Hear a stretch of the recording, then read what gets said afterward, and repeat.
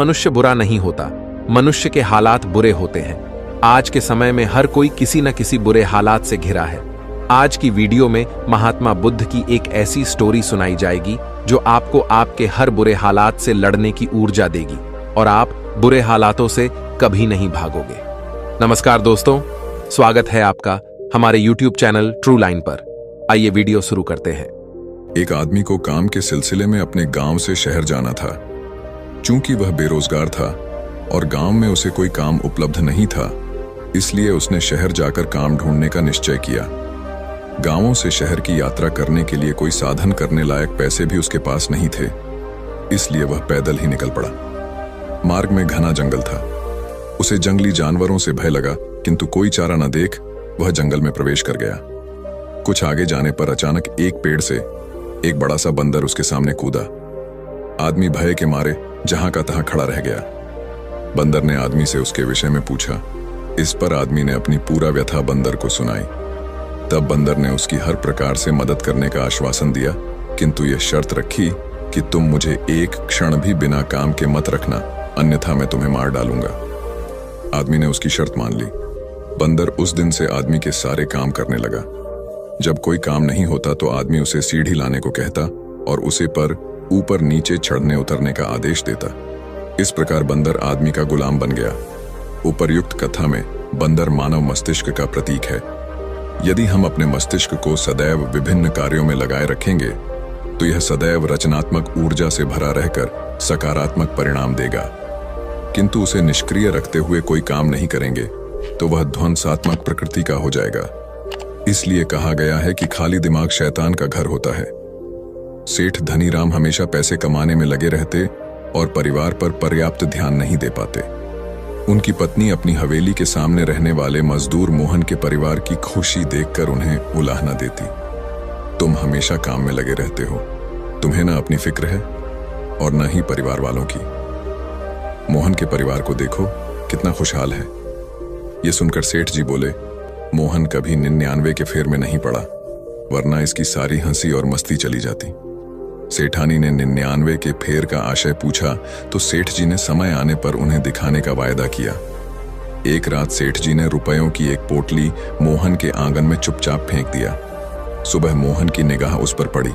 खोलने पर उसमें रुपए देख परिवार बहुत खुश हुआ। पोटली में 99 रुपए थे। सभी विचार करने लगे कि इसमें जो 1 रुपया कम है उसे भी कमाकर 100 रुपए पूरे कर लिए जाएं। सबने निश्चय किया कि अधिक मेहनत करेंगे और पैसे बचाएंगे। यही किया गया। 100 रुपए तो पूरे हो गए, लेकिन इच्छाएं और बलवती हो गई। अब मोहन, उसकी पत्नी और बच्चे रुपए बचाने के फेर में व्यस्त रहने लगे। रात को सभी देर से आते और थके मांदे सो जाते। सुबह फिर कमाने के लिए निकल पड़ते। अब न वे परस्पर बातचीत करते और न हंसी खहुशी रह पाते। इस परिवार का यह परिवर्तन दिखाकर सेठ जी ने सेठानी से कहा, इसे ही कहते हैं 99 का फेर।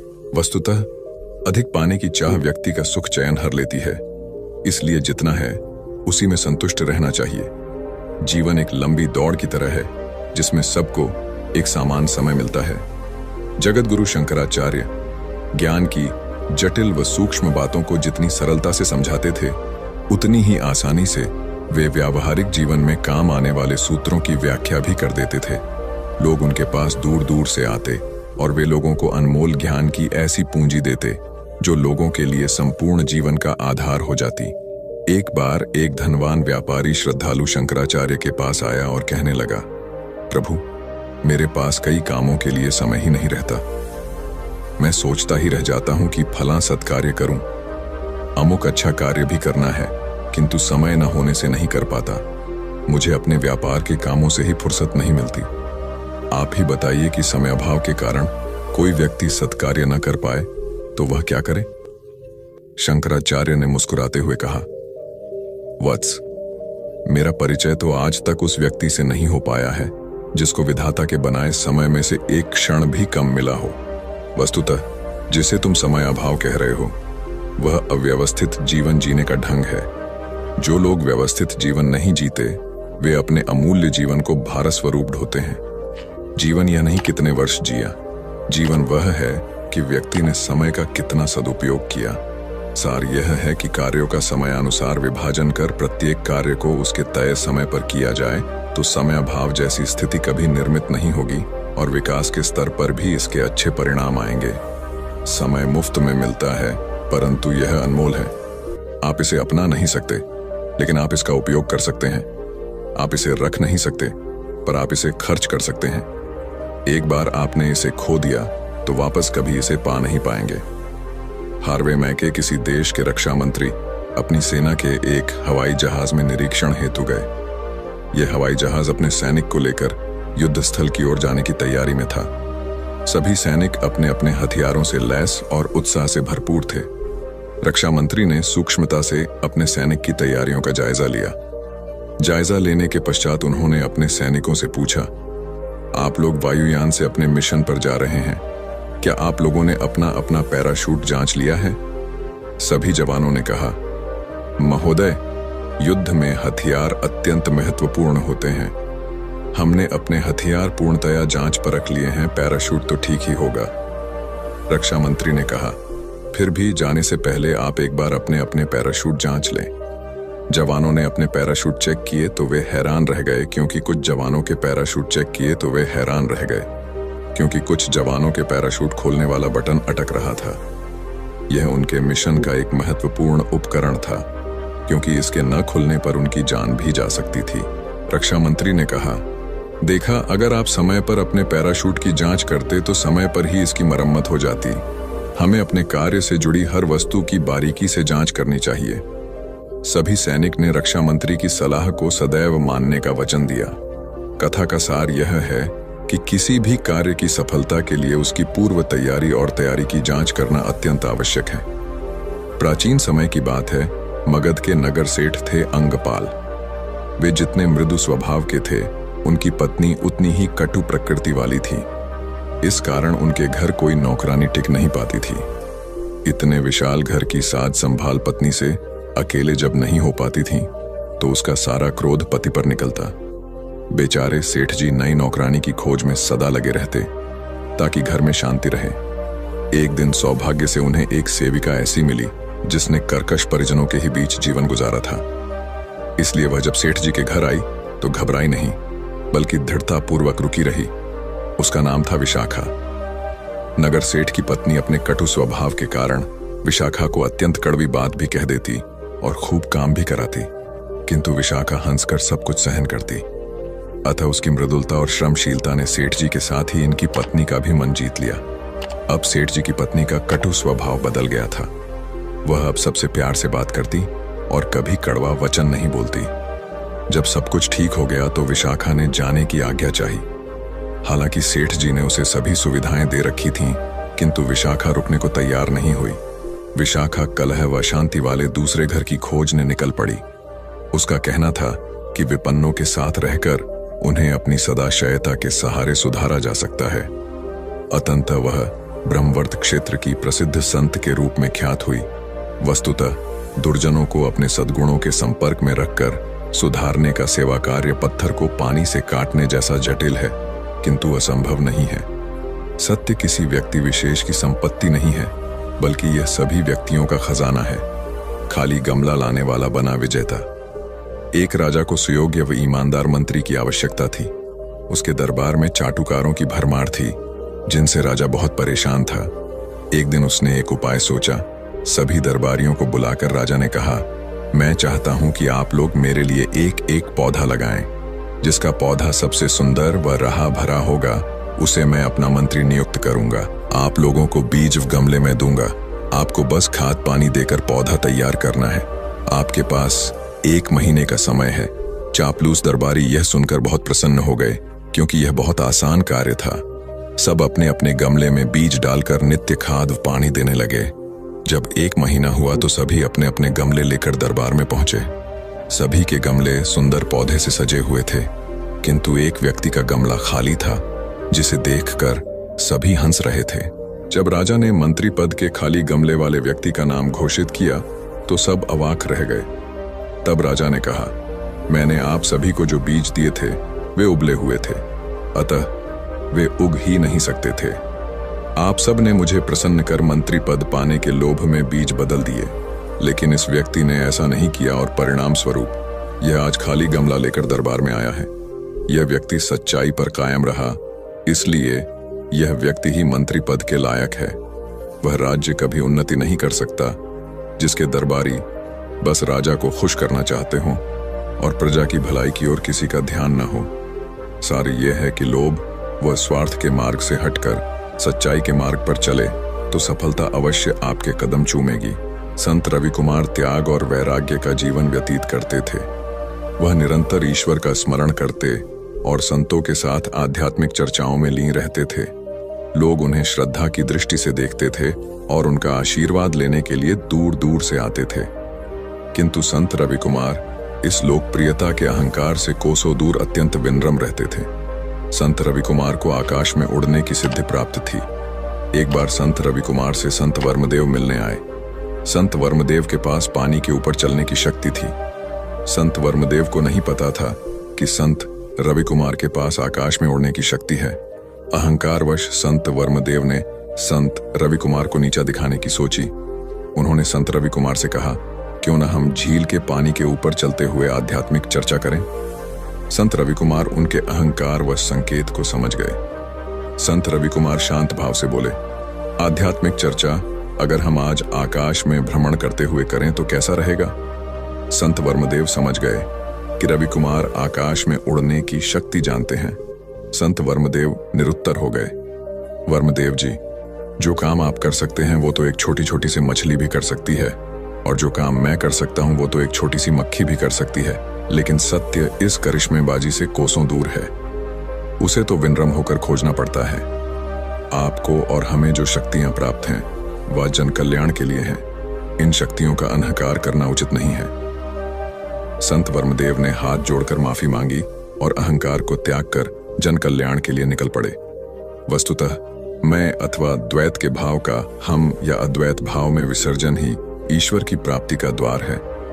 अपने कर्म से दिया मानवता की सेवा का संदेश महिला संत अंडाल पूजा में लीन थी।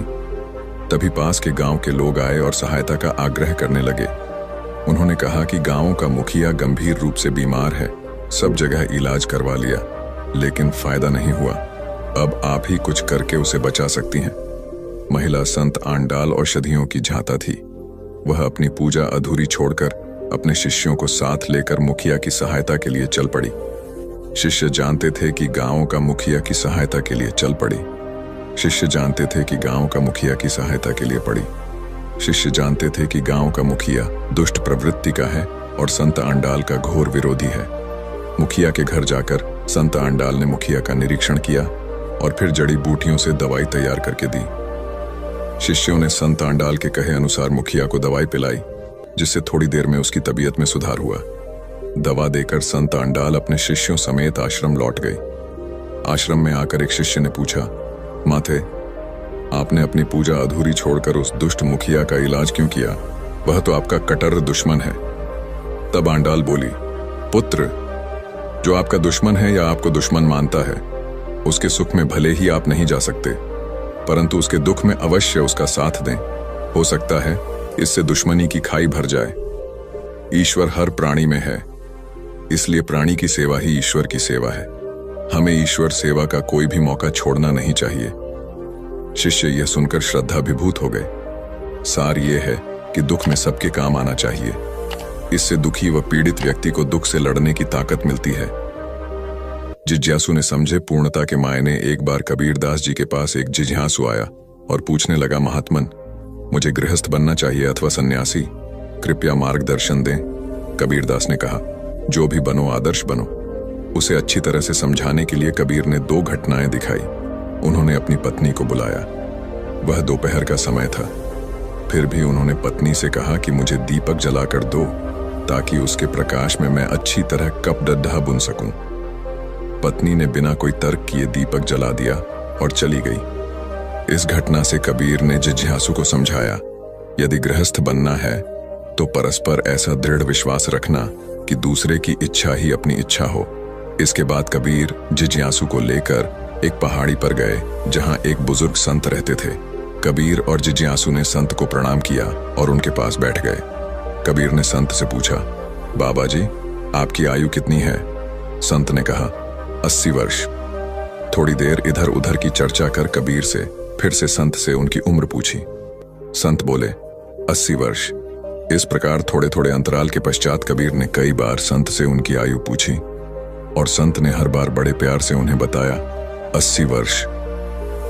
इसके बाद कबीर जिज्ञासु को लेकर पहाड़ी से नीचे उतरने लगे। थोड़ा सा नीचे उतरने पर कबीर ने संत को आवाज लगाई, महात्मन जरा सुनेंगे? संत कबीर के पास नीचे उतर कर आए और पूछा, क्या बात है बेटा? कबीर ने हाथ जोड़कर कहा, महात्मन, मैं आपसे आपकी उम्र पूछना चाहता था। संत ने मुस्कुराते हुए कहा, 80 वर्ष। तब कबीर ने जिज्ञासु से कहा, जिज्ञासु भाई, यदि संत बनना है तो इस तरह धैर्यवान व क्षमाशील बनना। वस्तुतः हम जहां जिस भूमिका में रहें उसके अनुकूल बनकर रहने से ही पूर्णता आती है। अतः जो बने आदर्श बने। कथा सिद्धार्थ के जीवन के उस दौर की है जब वे बुद्धत्व को प्राप्त नहीं हुए थे और निरंजना नदी के तटीय वनों में वृक्ष के नीचे ध्यान करते थे। सिद्धार्थ प्रतिदिन ध्यान करने के बाद पास के किसी गांव में चले जाते और भिक्षा मांगकर लौट आते। कुछ दिनों बाद उन्होंने भिक्षाटन पर भी जाना बंद कर दिया, क्योंकि एक गांव के प्रधान की छोटी बेटी सुजाता उनके लिए नित्य भोजन लाने लगी। कुछ दिनों के बाद उसी गांव का एक चरवाहा भी सिद्धार्थ से प्रभावित होकर उनके पास आने लगा। उसका नाम स्वस्थि था। एक दिन स्वस्थि से सिद्धार्थ बातें कर रहे थे कि सुजाता भोजन लेकर आई। जैसे ही सिद्धार्थ ने भोजन करना शुरू किया, उन्होंने बातचीत बंद कर दी। स्वस्थि ने बात करने की कोशिश की तो सिद्धार्थ ने इशारे से उसे चुप करा दिया। जितनी देर तक वे भोजन करते रहे, बिल्कुल चुप रहे। स्वस्थि को हैरानी हुई।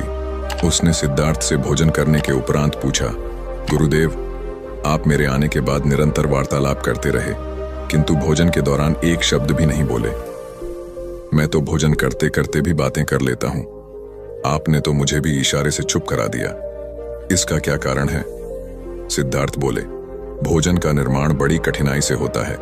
किसान पहले बीज बोता है, फिर पौधों की रखवाली करता है और तब कहीं जाकर पैदा होता है। फिर घर की महिलाएं बड़े जत्न से उसे खाने योग्य बनाती हैं। इतनी कठिनाई से तैयार भोजन का पूरा आनंद तभी संभव है जब हम पूर्णतः मौन हों।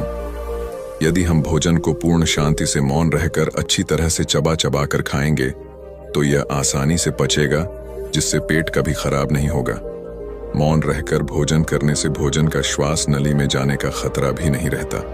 अतः भोजन के दौरान मैं मौन रहकर उसका पूरा आनंद लेता हूँ। वस्तुतः शांति से किया गया भोजन न केवल शारीरिक भूख तृप्त करता है, बल्कि मानसिक आनंद और सात्विक ऊर्जा भी देता है। कबीर अपने स्टिक दोहों और पैनी साखियों के कारण धीरे धीरे सिद्ध पुरुष के रूप में ख्याति पाने लगे थे। वे जुलाहे का काम करते थे, सत्य को सीधे सपाट ढंग से कह देना, और वह भी निर्भीकता के साथ। यह कबीर ही थे जिनका इतना साहस था, इसलिए आम जनता के लिए वे श्रद्धा का केंद्र बन चुके थे। इतनी प्रसिद्धि पाने के बाद भी कबीर ने अपना पैतृक व्यवसाय नहीं छोड़ा। वे प्रतिदिन कपड़ा बुनते थे और साथ साथ जनसंपर्क व भजनादि का कार्य भी करते रहते थे। कबीर के कुछ शिष्यों को यह ठीक नहीं लगता था, अतः एक दिन उनमें से एक ने कबीर से पूछा, गुरुदेव, जब आप साधारण मनुष्य थे तब कपड़ा बुनते थे तो ठीक बात थी, किंतु अब आप इतने विख्यात हो गए हैं, जीवन निर्वाह में भी कोई कमी नहीं है, फिर भी आप कपड़ा क्यों बुनते हैं? आपको यह शोभा नहीं देता। उसकी बात सुनकर कबीर मुस्कुराते हुए सहजता से बोले, बेटा, पहले मैं मात्र अपने पेट का पालन करने के लिए कपड़ा बनता था, किंतु अब मैं जन जन में समाये हुए भगवान के तन को ढकने के लिए पूर्ण मनोयोग से कपड़ा बनता हूँ। कार्य वही कर रहा हूँ, किंतु मेरा दृष्टिकोण बदल गया है। शिष्य ने भी श्रद्धापूर्वक सहमति जताई। कथा का सार यह है कि स्वहित में कार्य करना स्वधर्म है, किंतु जब कार्य का लक्ष्य समाज हित हो जाए तो वह परम धर्म कहलाता है और इस धर्म का पालन करने वाला परमयोगी हो जाता है। स्वप्न में पता चला जीवन जीने का अर्थ एक आदमी अपनी पत्नी व पुत्र के साथ सुखी जीवन व्यतीत कर रहा था। अचानक एक दिन उसकी पत्नी बीमार हो गई और बहुत इलाज कराने के बाद भी स्वस्थ नहीं हुई। लेकिन दुर्भाग्यवश थोड़े दिनों बाद पुत्र को भी रोग ने आ घेरा और उसे भी लाख उपचार के पश्चात बचाया नहीं जा सका। अब तो आदमी पर वज्रपात ही हो गया। वह दिन रात रोता रहता। संसार से सर्वथा विरक्त होकर वह एकांतवासी बन गया। न किसी से कुछ बात करता और न ही मिलता जुलता। एक दिन अपने पुत्र का स्मरण कर वह देर रात तक रोता रहा। फिर उसकी आंख लग गई। स्वप्न में वह देवलोक जा पहुंचा। वहां उसने देखा कि छोटे बच्चों का जुलूस निकल रहा है। उन सभी के हाथों में जलती हुई मोमबत्तियां हैं। उस जुलूस में उसका पुत्र भी चल रहा था, किंतु उसके हाथ की मोमबत्ती बुझी हुई थी। आदमी पहले तो अपने पुत्र से लिपटकर खूब रोया, फिर मोमबत्ती बुझने का कारण पूछा तो पुत्र बोला, पिताजी, आप मुझे याद करके बार बार रोते हैं, इसलिए आपके आंसुओं से मेरी मोमबत्ती बुझ जाती है।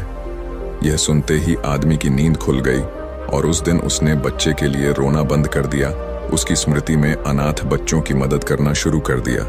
सार यह है कि रिश्तों से मोह स्वाभाविक है, किंतु मृत्यु के रूप में उनकी समाप्ति पर शोक में डूबने के स्थान पर उनकी स्मृति में रचनात्मक कर्म करने चाहिए, ताकि कुछ बेहतर करने के उल्लास से वे अधिक याद आएं। श्री हरिपुर के राजा प्रदीप सिंह की असमय मृत्यु के बाद उनके इकलौते पुत्र तेजवीर सिंह को गद्दी पर बैठाया गया। तेजवीर सिंह अपने पिता को तरह साहसी थे, किंतु अनुभव की कमी होने के कारण अनेक बार संकट की स्थिति में घबरा जाते थे। ऐसे में राजमाता उन्हें हिम्मत देती और उचित मार्गदर्शन द्वारा संकट से उबारती। पड़ोसी राज्य गंगापुर के राजा भीम सिंह की निगाह श्री हरिपुर पर थी। आखिर एक दिन भीम सिंह ने श्री हरिपुर पर आक्रमण कर ही दिया। दोनों राज्यों की सेनाओं में घमासान युद्ध होने लगा। भीम सिंह को सेना बड़ी थी। अब तक राजा प्रदीप सिंह सेना छोटी होने के बावजूद अपने साहस और हौसले से सेना का मनोबल ऊंचा रख जीतते आए थे, किंतु तेजवीर सिंह इसे कायम नहीं रख पाए। 2 ही दिन में भीम सिंह ने 4 मील हिस्से पर अधिकार कर लिया। राजमाता ने तेजवीर सिंह को बुलाकर उससे पराजय का कारण पूछा। तेजवीर सिंह ने बताया कि हमारी सेना भीम सिंह की सेना से छोटी है और यही पराजय का कारण है। जब राजमाता ने तेजवीर सिंह के मुख से छोटी सेना के कारण पराजित होने की बात सुनी तो उन्होंने मन ही मन कुछ तय किया। जब रात को तेजवीर सिंह सोने से पहले उन्हें प्रणाम करने आए तो उन्होंने देखा कि राजमाता 6 पतली लकड़ियों के गट्ठर से फर्श पर पड़े लोहे के बड़े टुकड़े को तोड़ने का प्रयास कर रही हैं। तेजवीर ने उनसे कहा, मां, 6000 लकड़ियां मिलकर भी इस मजबूत लोहे को नहीं तोड़ सकती। तब राजमाता बोली, सही कहा, संख्या से मजबूती को पराजित नहीं किया जा सकता। इसी प्रकार हमारे वीर सैनिक और तुम लोहे की तरह मजबूत हो। दुश्मन की अधिक सैनिक संख्या इसी मजबूती के सामने घुटने टेकेगी। तेजवीर ने मां की बातों से प्रेरणा ग्रहण कर अगले ही दिन युद्ध में विजय हासिल की। सार यह है कि दृढ़ मनोबल से हारी हुई जंग में भी फतह हासिल की जा सकती है। दृढ़ मनोबल हो तो किसी भी मुश्किल परिस्थिति का सामना आसानी से किया जा सकता है। इसलिए प्रतिकूलताओं में भी मनोबल ऊंचा बनाए रखें। राम सिंह की बातें सुनकर राजा को बहुत दुख हुआ और उसने स्वयं सारे मामले की जांच पड़ताल करने का फैसला किया। राजा ने अपनी जांच में कई भ्रष्ट मंत्रियों और गांव के मुखियाओं का पर्दाफाश किया और उन्हें जेल में डाल दिया। वस्तुतः संकटग्रस्त लोगों की सहायता करना पुण्य कार्य है। सहायता वास्तविक व्यक्तियों तक पहुंचना बहुत जरूरी है। हर देश के शासकों को इस बात का हमेशा ध्यान रखना चाहिए कि उनके द्वारा जरूरतमंदों को दी जाने वाली सहायता वास्तव में जरूरतमंदों तक पहुंच भी रही है कि नहीं। संत सोलोमन अत्यंत उदार हृदय थे। उनके पास जो भी दीन दुखी आता वे उसकी हर संभव सहायता करते थे। उनकी सहृदयता सभी पर समान रूप से बरसती थी। संत सोलोमन एक स्थान पर नहीं टिकते थे, सदा भ्रमण करते रहते। ऐसे ही एक बार वह घूमते घूमते ऐसे स्थान पर पहुंच गए जहां गणिकाओं का निवास था। चूंकि गणिकाओं के पास व्यक्ति अपनी वासना पूर्ति के लिए ही आता है, अतः वे समझी कि संत का भी यही उद्देश्य है। गणिकाएं आपस में बात करने लगीं कि यह तो साधु के वेश में विलासी है। गणिकाओं ने संत को इशारे से अपने पास बुलाया। चूंकि संत का हृदय निष्कपट था, इसलिए वह निर्विकार भाव से उनके पास चले गए। गणिकाओं के पूछने पर संत ने उनको अपना परिचय दिया। अपना परिचय देने के बाद संत ने पूछा, हे देवियों, आप कौन हैं?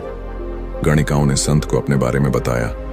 तब संत सोलोमन उनके विषय में जानकर अत्यंत दुखी हो गए और बोले, हे ईश्वर, तेरी इतनी सुंदर सृष्टि में यह कैसा अनर्थ हो रहा है? तेरी यह सुंदर रचना कीचड़ में पड़ी है, इनका कल्याण करो, इन्हें भी तेरा प्रेम और दया मिलनी चाहिए। संत का ऐसा निष्पाप भाव देखकर गणिकाएं प्रभावित हो गईं। उन्होंने संत से क्षमा मांगी। संत ने गणिकाओं को प्रेरित किया कि वह यह कीचड़ भरा जीवन छोड़कर सच्चाई व साधना के मार्ग पर चलें। संत की प्रेरणा से गणिकाएं साधना के मार्ग पर चल पड़ी।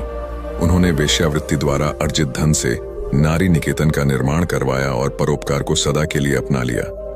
वस्तुतः विवशतावश या अविवेक के कारण जिनका पतन हुआ है, उन्हें निर्विकार भाव से विकास को मुख्य धारा में लाना महान परमार्थ होता है, जिसे करने वाला ही सच्चा संत और समाज सुधारक होता है। महात्मा गांधी ने सिखाया मितव्ययिता का पाठ। महात्मा गांधी पार्टी के कार्यों के सिलसिले में प्राय यात्राएं किया करते थे, जो देश की स्वतंत्रता के उद्देश्य को लेकर होती थीं। एक बार गांधी जी ऐसे ही किसी कार्य से इलाहाबाद आए और पंडित मोतीलाल नेहरू के निवास स्थान आनंद भवन में ठहरे। नेहरू परिवार ने इसे अत्यंत सौभाग्य का विषय माना और गांधी जी का आत्मीयता से परिपूर्ण सत्कार किया। गांधी जी रात्रि विश्राम के बाद जब सुबह उठे तो नित्य कर्म से निवृत्त होकर हाथ मुंह धोए। इसके बाद वे पानी लेकर कुल्ला करने लगे। इसी दौरान पंडित जवाहरलाल नेहरू आ गए और उनसे किसी विषय पर बातचीत करने लगे। कुल्ला करते करते गांधी जी का पानी खत्म हो गया। इससे उनका मन कुछ उखड़ गया और बातचीत बीच में ही रुक गई। नेहरू जी ने उनसे पूछा तो वे बोले, देखो ना, मैं बातचीत में इतना खो गया कि सारा पानी खर्च हो गया और अब मुझे दोबारा पानी लेना पड़ेगा। नेहरू जी उनकी बात सुनकर हंसते हुए बोले, बस इतनी सी बात है, यहाँ तो गंगा और यमुना दोनों ही बहती हैं, जितना चाहे उतना पानी इस्तेमाल कीजिए। गांधी जी ने कहा, गंगा और यमुना अकेले मेरे लिए तो नहीं बहती हैं। प्रकृति में कोई चीज कितनी ही मात्रा में क्यों ना उपलब्ध हो, किंतु मनुष्य को अपने लिए उतनी ही मात्रा में उसे लेना चाहिए जितना अनिवार्य हो। मितव्ययिता से किसी भी वस्तु का उपयोग करने पर आगे की पीढ़ियों के लिए वह संग्रहित रहती हैं और इस प्रकार वह समाज की अधिकतम आवश्यकताओं की पूर्ति करती है।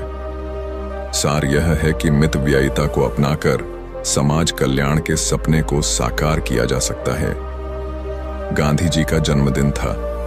प्रतिदिन की भांति संध्या के समय प्रार्थना सभा हुई। प्रार्थना के बाद उनका प्रवचन हुआ। अंत में गांधी जी ने पूछा, आज यह घी का दीपक किसने जलाया है?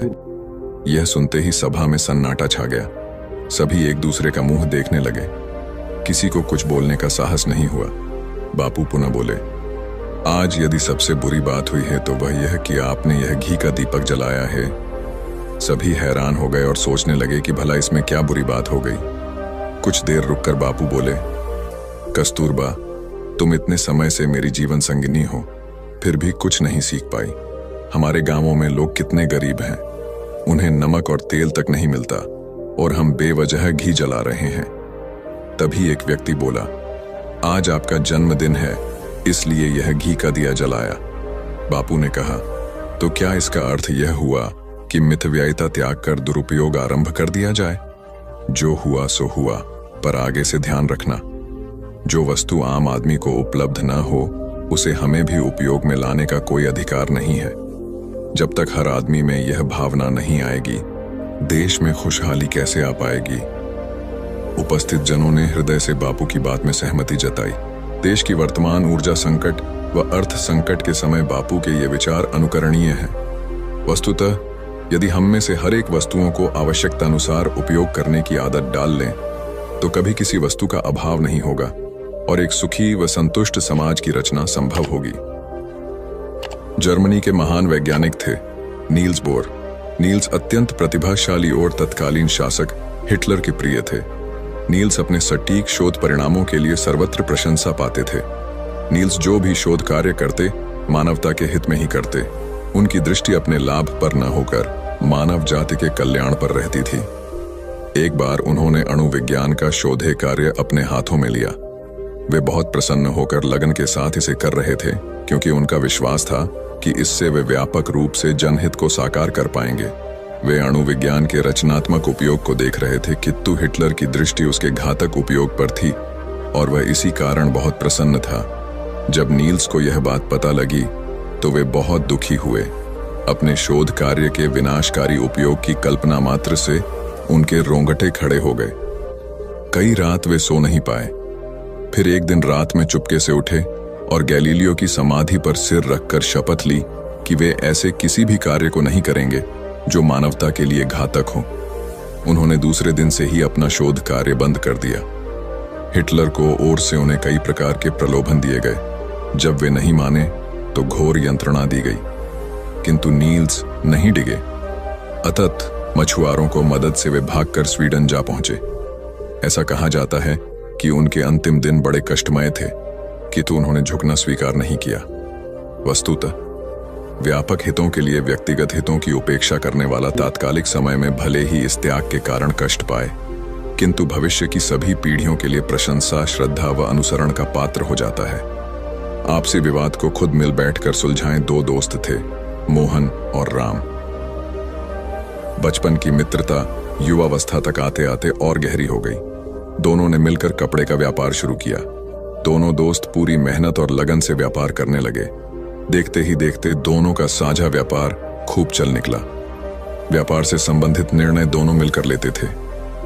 कोई निर्णय ऐसा न रहा जो दोनों में से किसी एक ने अकेले लिया हो।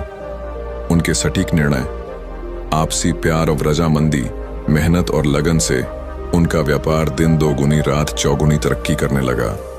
उनकी इस तरक्की से शहर के अन्य कपड़ा व्यापारी उनसे ईर्ष्या करने लगे।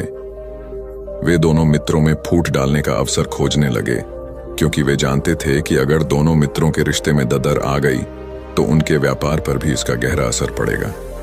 एक बार मोहन को किसी काम के सिलसिले में एक दिन के लिए शहर से बाहर जाना पड़ा, परंतु मोहन को 3-4 दिन का वक्त लग गया।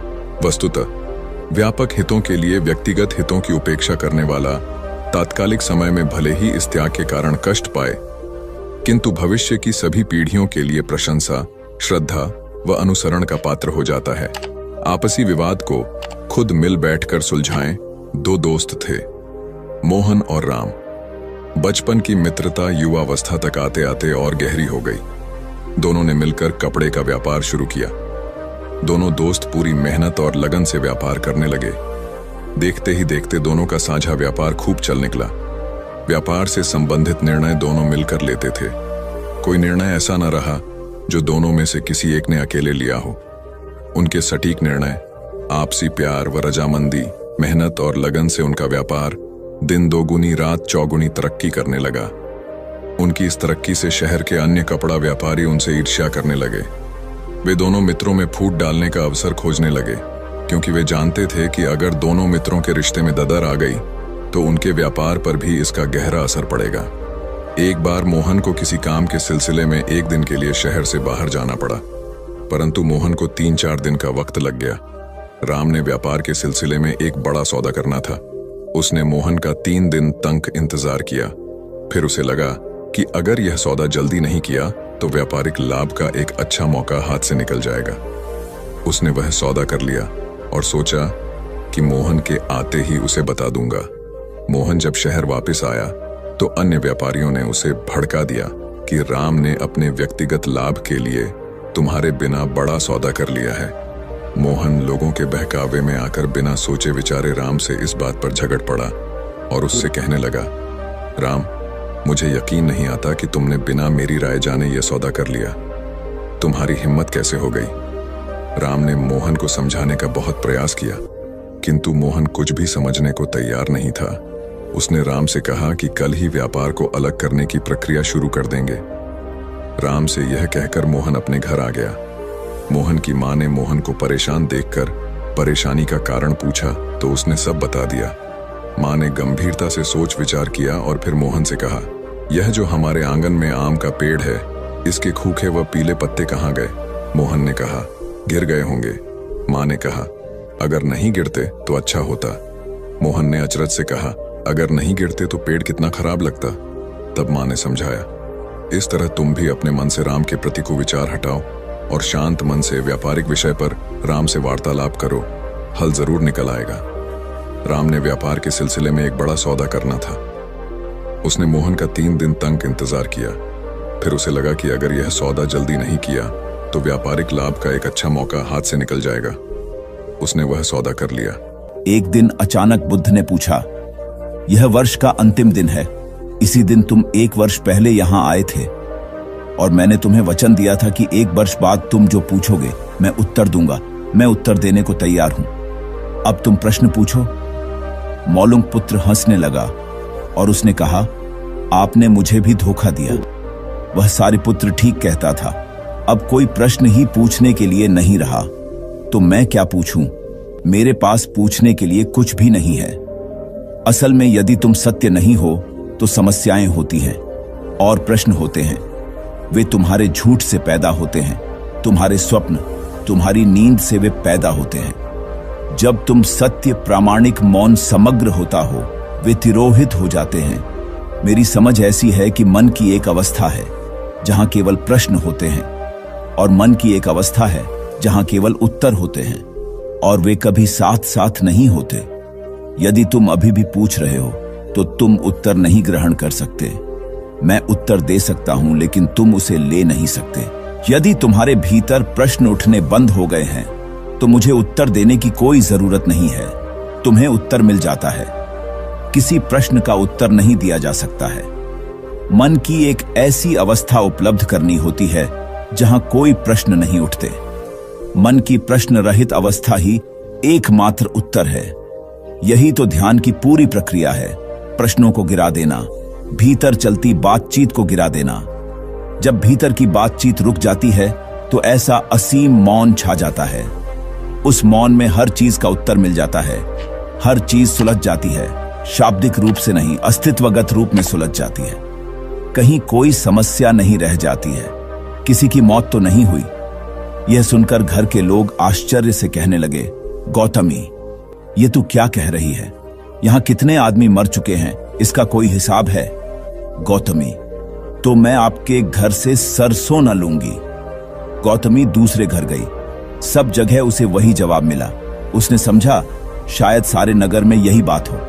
उसे एकदम ध्यान आया कि बुद्ध भगवान ने शायद जानबूझकर ही मुझे सरसों मांगने के लिए भेजा है। वह शीघ्र ही अपने मृत पुत्र को नगर के बाहर श्मशान में ले गई। उसे अपने हाथ में लेकर बोली, प्रिय पुत्र, मैंने समझा था शायद तुम ही अकेले मरने के लिए पैदा हुए हो, लेकिन अब मुझे मालूम हुआ कि मौत सबके लिए है। जो पैदा हुआ है उसे एक न एक दिन अवश्य मरना है। इतना कहकर अपने पुत्र को श्मशान में रख वहां से लौट आई। लौटकर गौतमी बुद्ध के पास गई।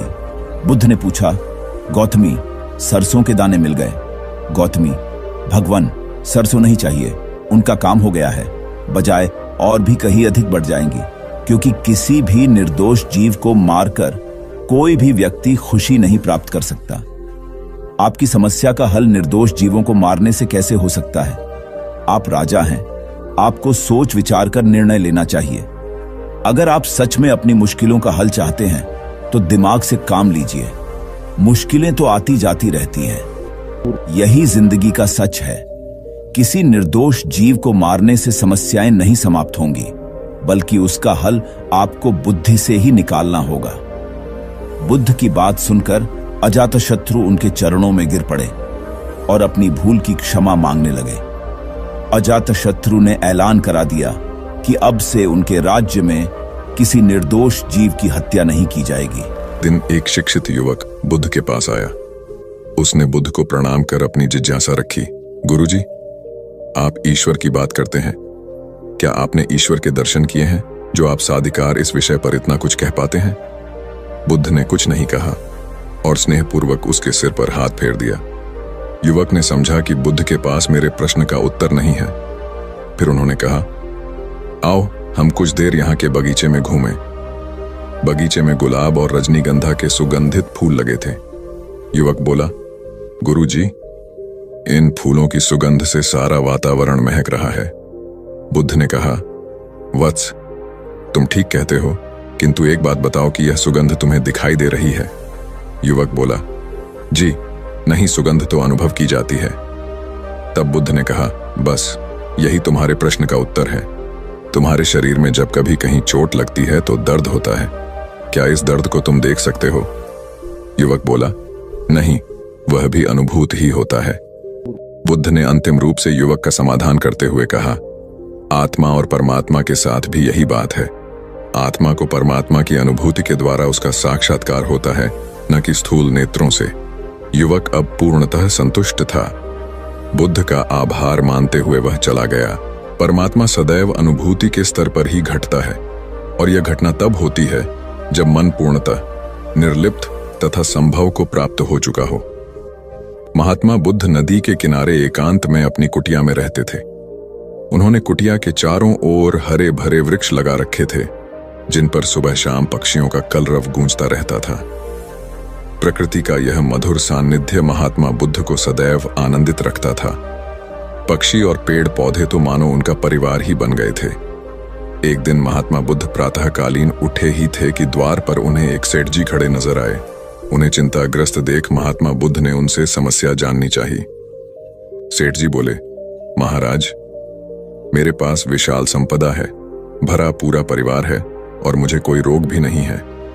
फिर भी मुझे नींद नहीं आती, रात भर करवटें ही बदलता रहता हूं।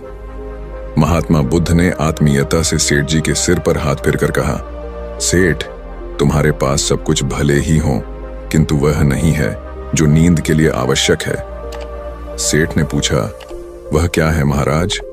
महात्मा बोले, तुम चारों ओर चिंताओं से घिरे हो। धन संपत्ति की चिंता, व्यापार व्यवसाय की चिंता, परिवार की चिंता। स्मरण रखो कि चिंता चयन में शत्रुता है। सेठ ने इससे बचने का उपाय पूछा तो उन्होंने कहा, तुम प्रकृति से शिक्षा ग्रहण करो। पेड़ पौधे, फूल, पानी और प्रकाश के रूप में उसकी अनंत संपदा चारों ओर बिखरी हुई है, किंतु वह चिंता मुक्त है। अपनी इस दौलत को पूरी दुनिया पर दोनों हाथों से सत्य लुटाती रहती है। तुम यदि उससे प्रेरणा लेकर अपना जीवन भी उसके अनुरूप बना लोगे तो तुम्हें न केवल नींद आएगी बल्कि अतीव शांति महसूस होगी। सेठ ने महात्मा बुद्ध की बात का मर्म समझा और लोक कल्याण की राह पर चल पड़ा। धन और ज्ञान देने से बढ़ते ही हैं, इसलिए इनके संग्रह के साथ साथ इनके दान की वृत्ति भी रखनी चाहिए। एक गरीब किसान गौतम बुद्ध का बहुत बड़ा भक्त था। एक दिन वह बुद्ध के पास आया और अपने गांव आने का आग्रह किया। बुद्ध उसके गांव पहुंचे तो सारा गांव उन्हें देखने व सुनने के लिए उमड़ पड़ा, किंतु वह किसान नहीं आया। हुआ यह कि उसी दिन किसान के बैलों की जोड़ी कहीं खो गई। किसान इस दुविधा में रहा कि बुद्ध का प्रवचन सुने या अपने बैलों को खोजे। काफी सोचने के बाद उसने अपने बैलों को खोजने का निर्णय किया। घंटों भटकने के बाद बैल मिले। थकाहारा किसान घर आया और भोजन कर सो गया। अगले दिन वह अति संकोच से क्षमा प्रार्थी बन बुद्ध के पास पहुंचा तो वे बड़े स्नेह से बोले, मेरी दृष्टि में यह किसान मेरा सच्चा अनुयायी है। इसने उपदेश से अधिक महत्व कर्म को दिया। यदि यह कल बैलों को न ढूंढते हुए उपदेश सुनता तो मेरी बातें इसकी समझ में नहीं आती, क्योंकि मन बैलों में अटका रहता। इसने कर्म को महत्व देकर प्रशंसनीय काम किया। सार यह है कि हम जहां जिस भूमिका में हों उसका ईमानदारी से निर्वाह करें। यही सच्ची आध्यात्मिकता है, क्योंकि प्रत्येक धर्म कर्म को ही सर्वोपरि महत्व देता है। गौतम बुद्ध को उनके अनुयायी यदि स्नेह से कहीं बुलाते तो वे अवश्य जाते। फिर जब बुद्ध पहुंचते तो श्रोताओं की भारी भीड़ उमड़ पड़ती। बुद्ध के वचनों में जो अमृतत्व होता था उसका पान करना सभी को प्रीतिकर लगता था। उनके उपदेशों में ऐसा कुछ अवश्य होता था जिससे गंभीर समस्याएं सुलझ जाती और कुछ न कुछ सार्थक भी प्राप्त हो। सार यह है कि हम जहां जिस भूमिका में हो उसका ईमानदारी से निर्वाह करें। यही सच्ची आध्यात्मिकता है, क्योंकि प्रत्येक धर्म कर्म को ही सर्वोपरि महत्व देता है। गौतम बुद्ध के पास उनका प्रिय शिष्य पूर्ण पहुंचा।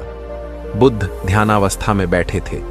पूर्ण के पहुंचने पर उन्होंने आंखें थोड़ी सी खोली और पूर्ण से आने का कारण पूछा तो उसने कहा, मैं धर्म प्रचार के लिए जाना चाहता हूं, आपकी आज्ञा चाहिए। बुद्ध मुस्कुराए और कहा, पूर्ण, धर्म की राह बहुत मुश्किल है।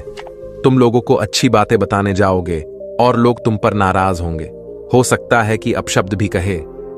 इस पर पूर्ण ने कहा, कोई बात नहीं, मैं यह सोचकर उनकी बातों पर ध्यान नहीं दूंगा कि उन्होंने अपशब्द ही कहे, पिटाई तो नहीं की। बुद्ध बोले, हो सकता है कि कुछ लोग हाथ उठा दें। पूर्ण ने कहा, तब मैं यह सोचकर उन्हें क्षमा कर दूंगा कि उन्होंने मुझ पर शस्त्रों से प्रहार तो नहीं किया। बुद्ध फिर बोले, हे पूर्ण, हो सकता है कि कुछ लोग तुम पर शस्त्रों का भी उपयोग करें। पूर्ण ने उत्तर दिया, तब मैं यह सोचकर उनके प्रति कोई प्रतिकार की भावना नहीं रखूंगा कि उन्होंने मुझे मारा, पर जान से तो नहीं मार डाला, मुझे जीवित छोड़ दिया। बुद्ध ने फिर कहा, और यदि तुम्हारे प्राण ही ले लिए तब? पूर्ण ने तत्क्षण सिर झुकाकर कहा, तब मैं उनका आभारी रहूंगा कि उन्होंने धर्म के मार्ग पर मेरे प्राणों का उत्सर्ग करने में मेरी सहायता की।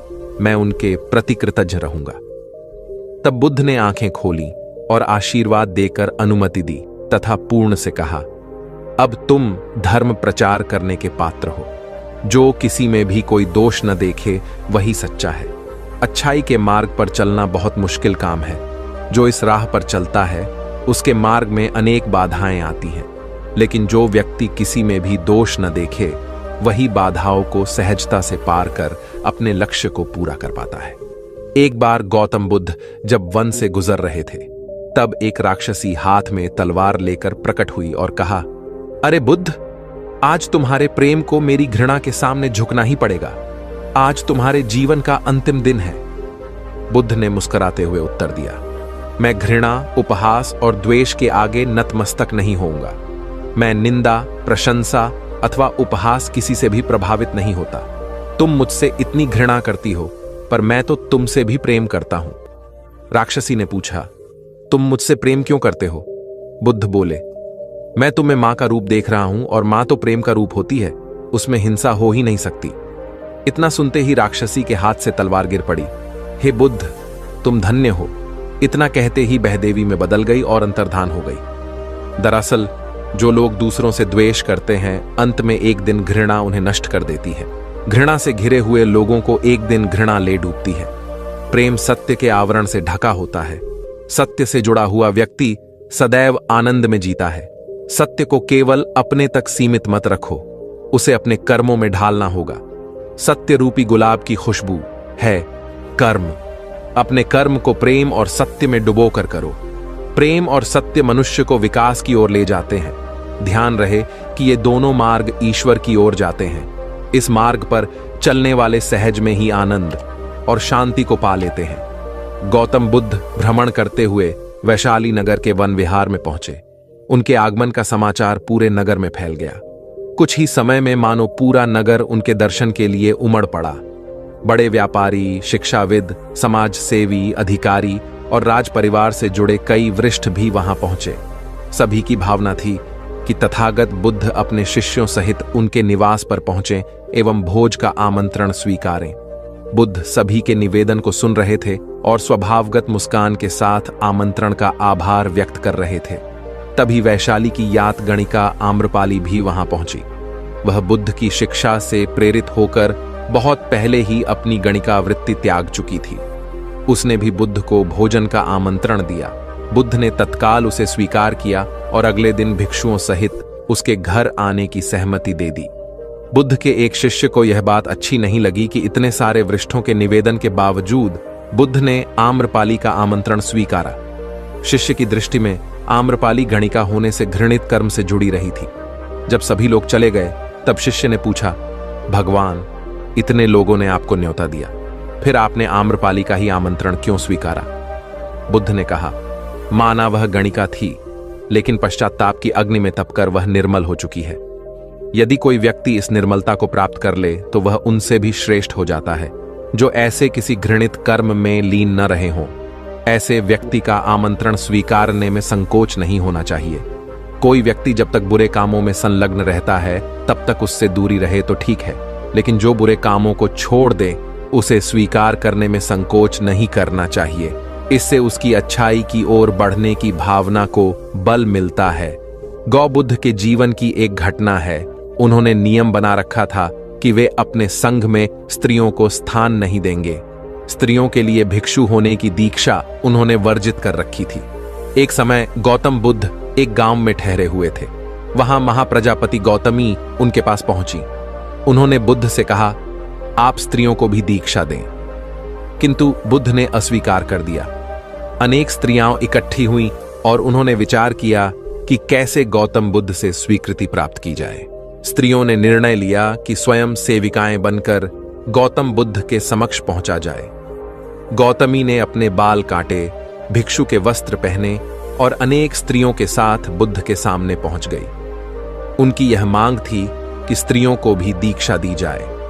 बुद्ध ने उनकी बात को स्वीकार नहीं किया।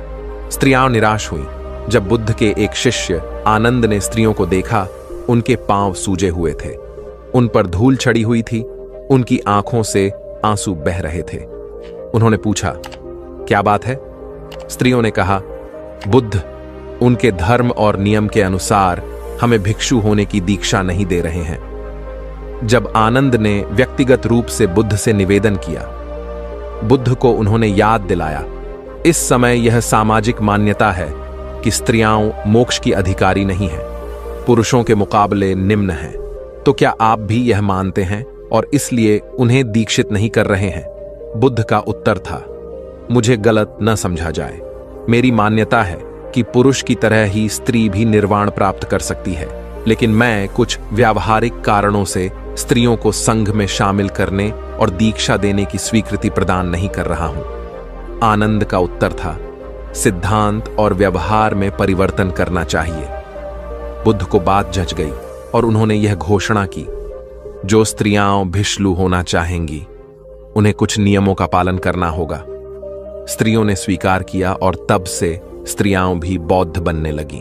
गौतम बुद्ध एक बार अपने शिष्यों के साथ प्रवास पर निकले।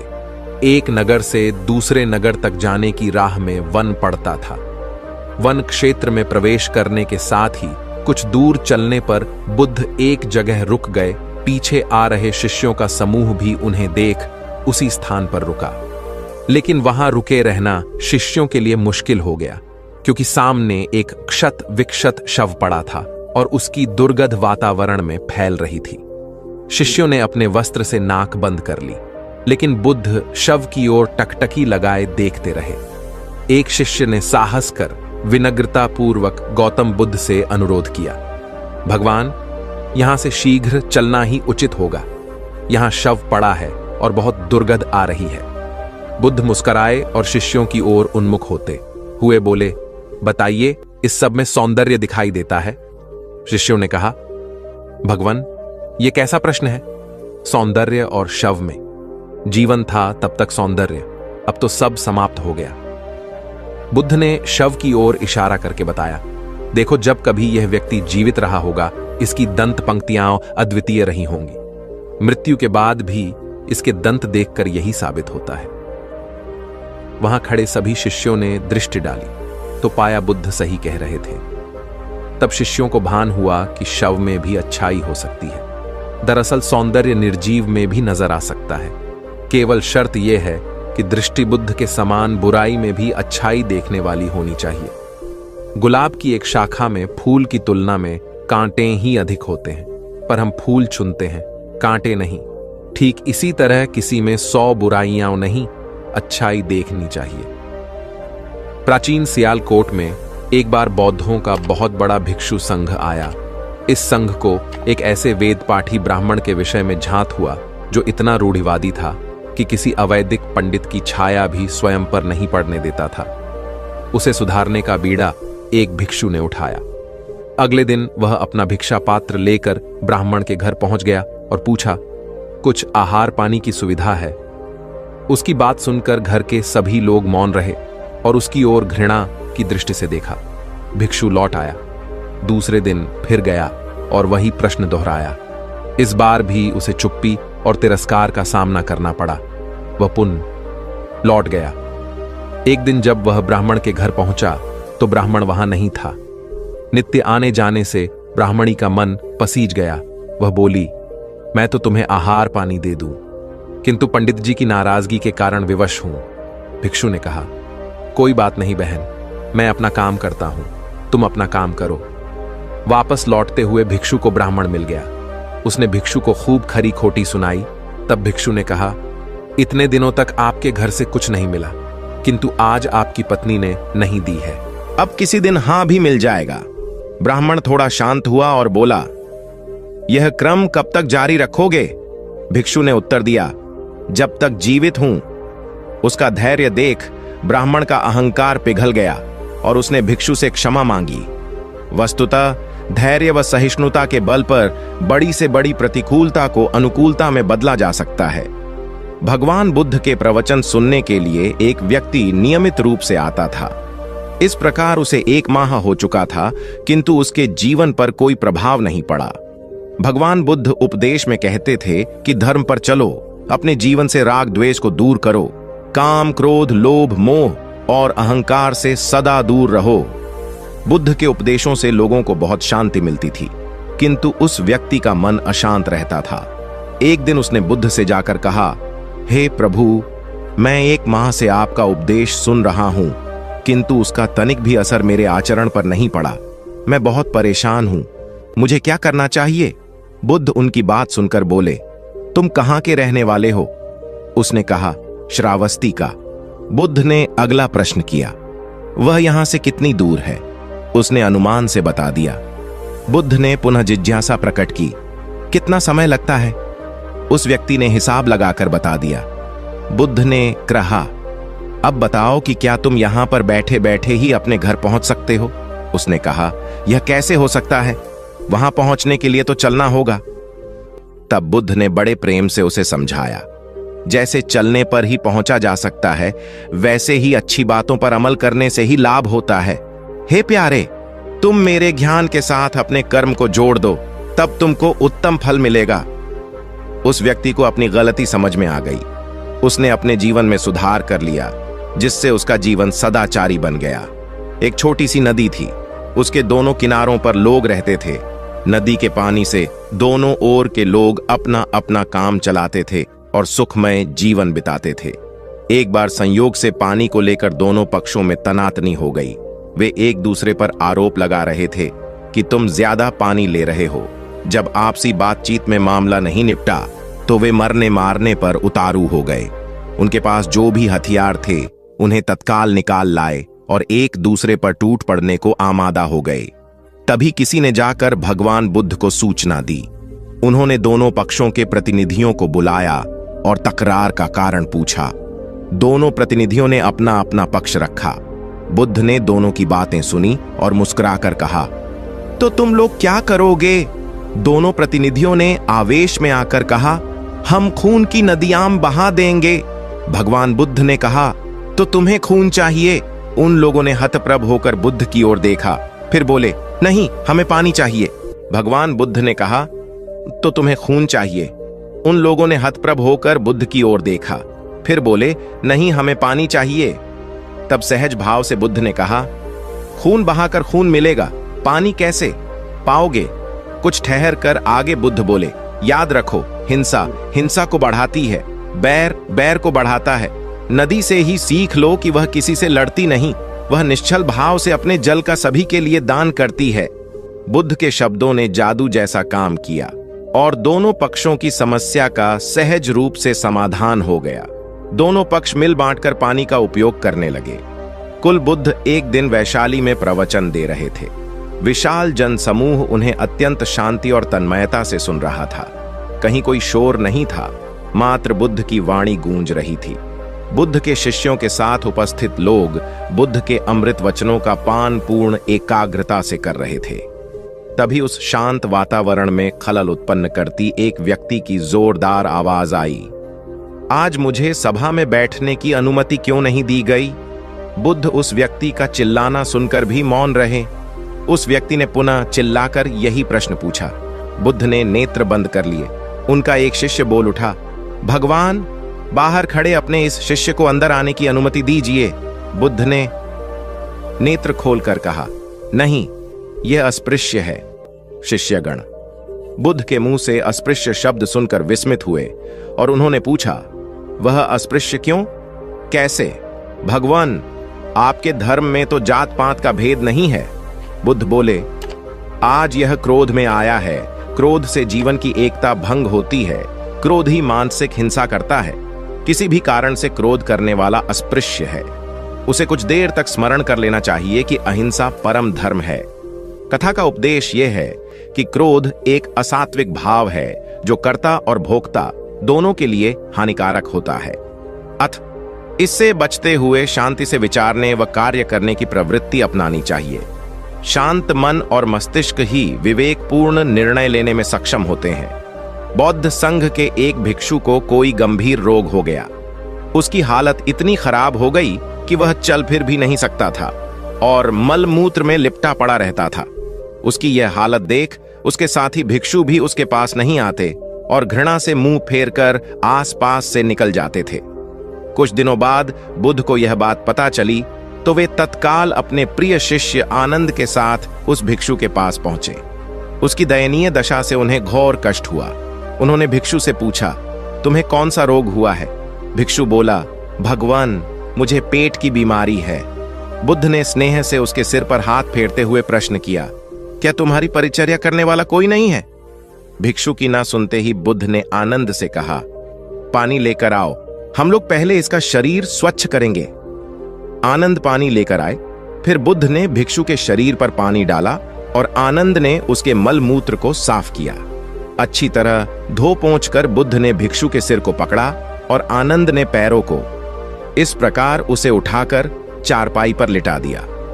फिर बुद्ध ने सारे भिक्षुओं को एकत्रित कर उन्हें समझाया, भिक्षुओं, तुम्हारे माता नहीं, पिता नहीं, भाई नहीं, बहन नहीं जो तुम्हारी सेवा करेंगे। यदि तुम परस्पर एक दूसरे की सेवा और देखभाल नहीं करोगे तो फिर कौन करेगा? याद रखो, जो रोगी की सेवा करता है वह ईश्वर की सेवा करता है। दीनहीन के प्रति करुणा व सेवा का भाव इस जगत को बुद्ध का सबसे बड़ा संदेश है, जो प्रत्येक देश, काल, परिस्थिति में प्रासंगिक है। गौतम सिद्धार्थ बुद्धत्व प्राप्त करके महात्मा बुद्ध बन गए। सत्य, अहिंसा और दया की मूर्ति बुद्ध अपने शिष्यों के साथ एक गांव में पहुंचे। कुछ अज्ञानी लोग उनके विरोधी थे। वे बुद्ध को अपशब्द कहने लगे। बुद्ध के शिष्यों को बहुत बुरा लगा, मगर बुद्ध ने उन्हें समझाया, ये लोग तो केवल अपशब्द ही कह रहे हैं। अगर ये पत्थर भी मार रहे होते तो भी मैं कहता कि मारने दो। मैं जानता हूं कि ये लोग कुछ कहना चाहते हैं, लेकिन क्रोध के मारे वह कह नहीं पा रहे हैं। 10 साल पहले यदि यही लोग मुझे गाली देते तो मैं इन्हें भी गाली देता, लेकिन अब तो लेन देन से मुक्ति मिल चुकी है। क्रोध से अपशब्द निकलते हैं। यहां तो क्रोध भवन कब का ढह चुका है। अपशब्द कहने वाले बड़ी मुश्किल में पड़ गए। तभी बुद्ध ने अपने शिष्यों से पूछा, इस गांव में कुछ लोग अपशब्द कह रहे हैं, इन्हें बताओ कि वहां के लोग फल और मिठाइयां लेकर आए थे। बुद्ध ने पूछा, फिर मैंने क्या किया था? शिष्यों ने बताया, आपने सारे फल और मिठाइयां यह कहकर वापस कर दी कि अब लेने वाला विदा हो चुका है, इन्हें वापस ले जाओ। आपने कहा था कि 10 साल पहले आते तो मैं सारे उपहार ले लेता। बुद्ध ने पूछा, फिर उन लोगों ने मिठाइयों का क्या किया होगा? शिष्यों ने बताया, गांव में बांट दी होगी। बुद्ध बोले, उन लोगों ने मिठाइयां गांव में बांट दी, लेकिन मैं उन लोगों से कहूंगा कि अपशब्द में न बांटें। बुद्ध फिर बोले, ये लोग अपशब्दों के थाल सजाकर लाए हैं, लेकिन ये गलत आदमी के पास आ गए हैं। ये मुझसे क्रोध नहीं करवा सकते।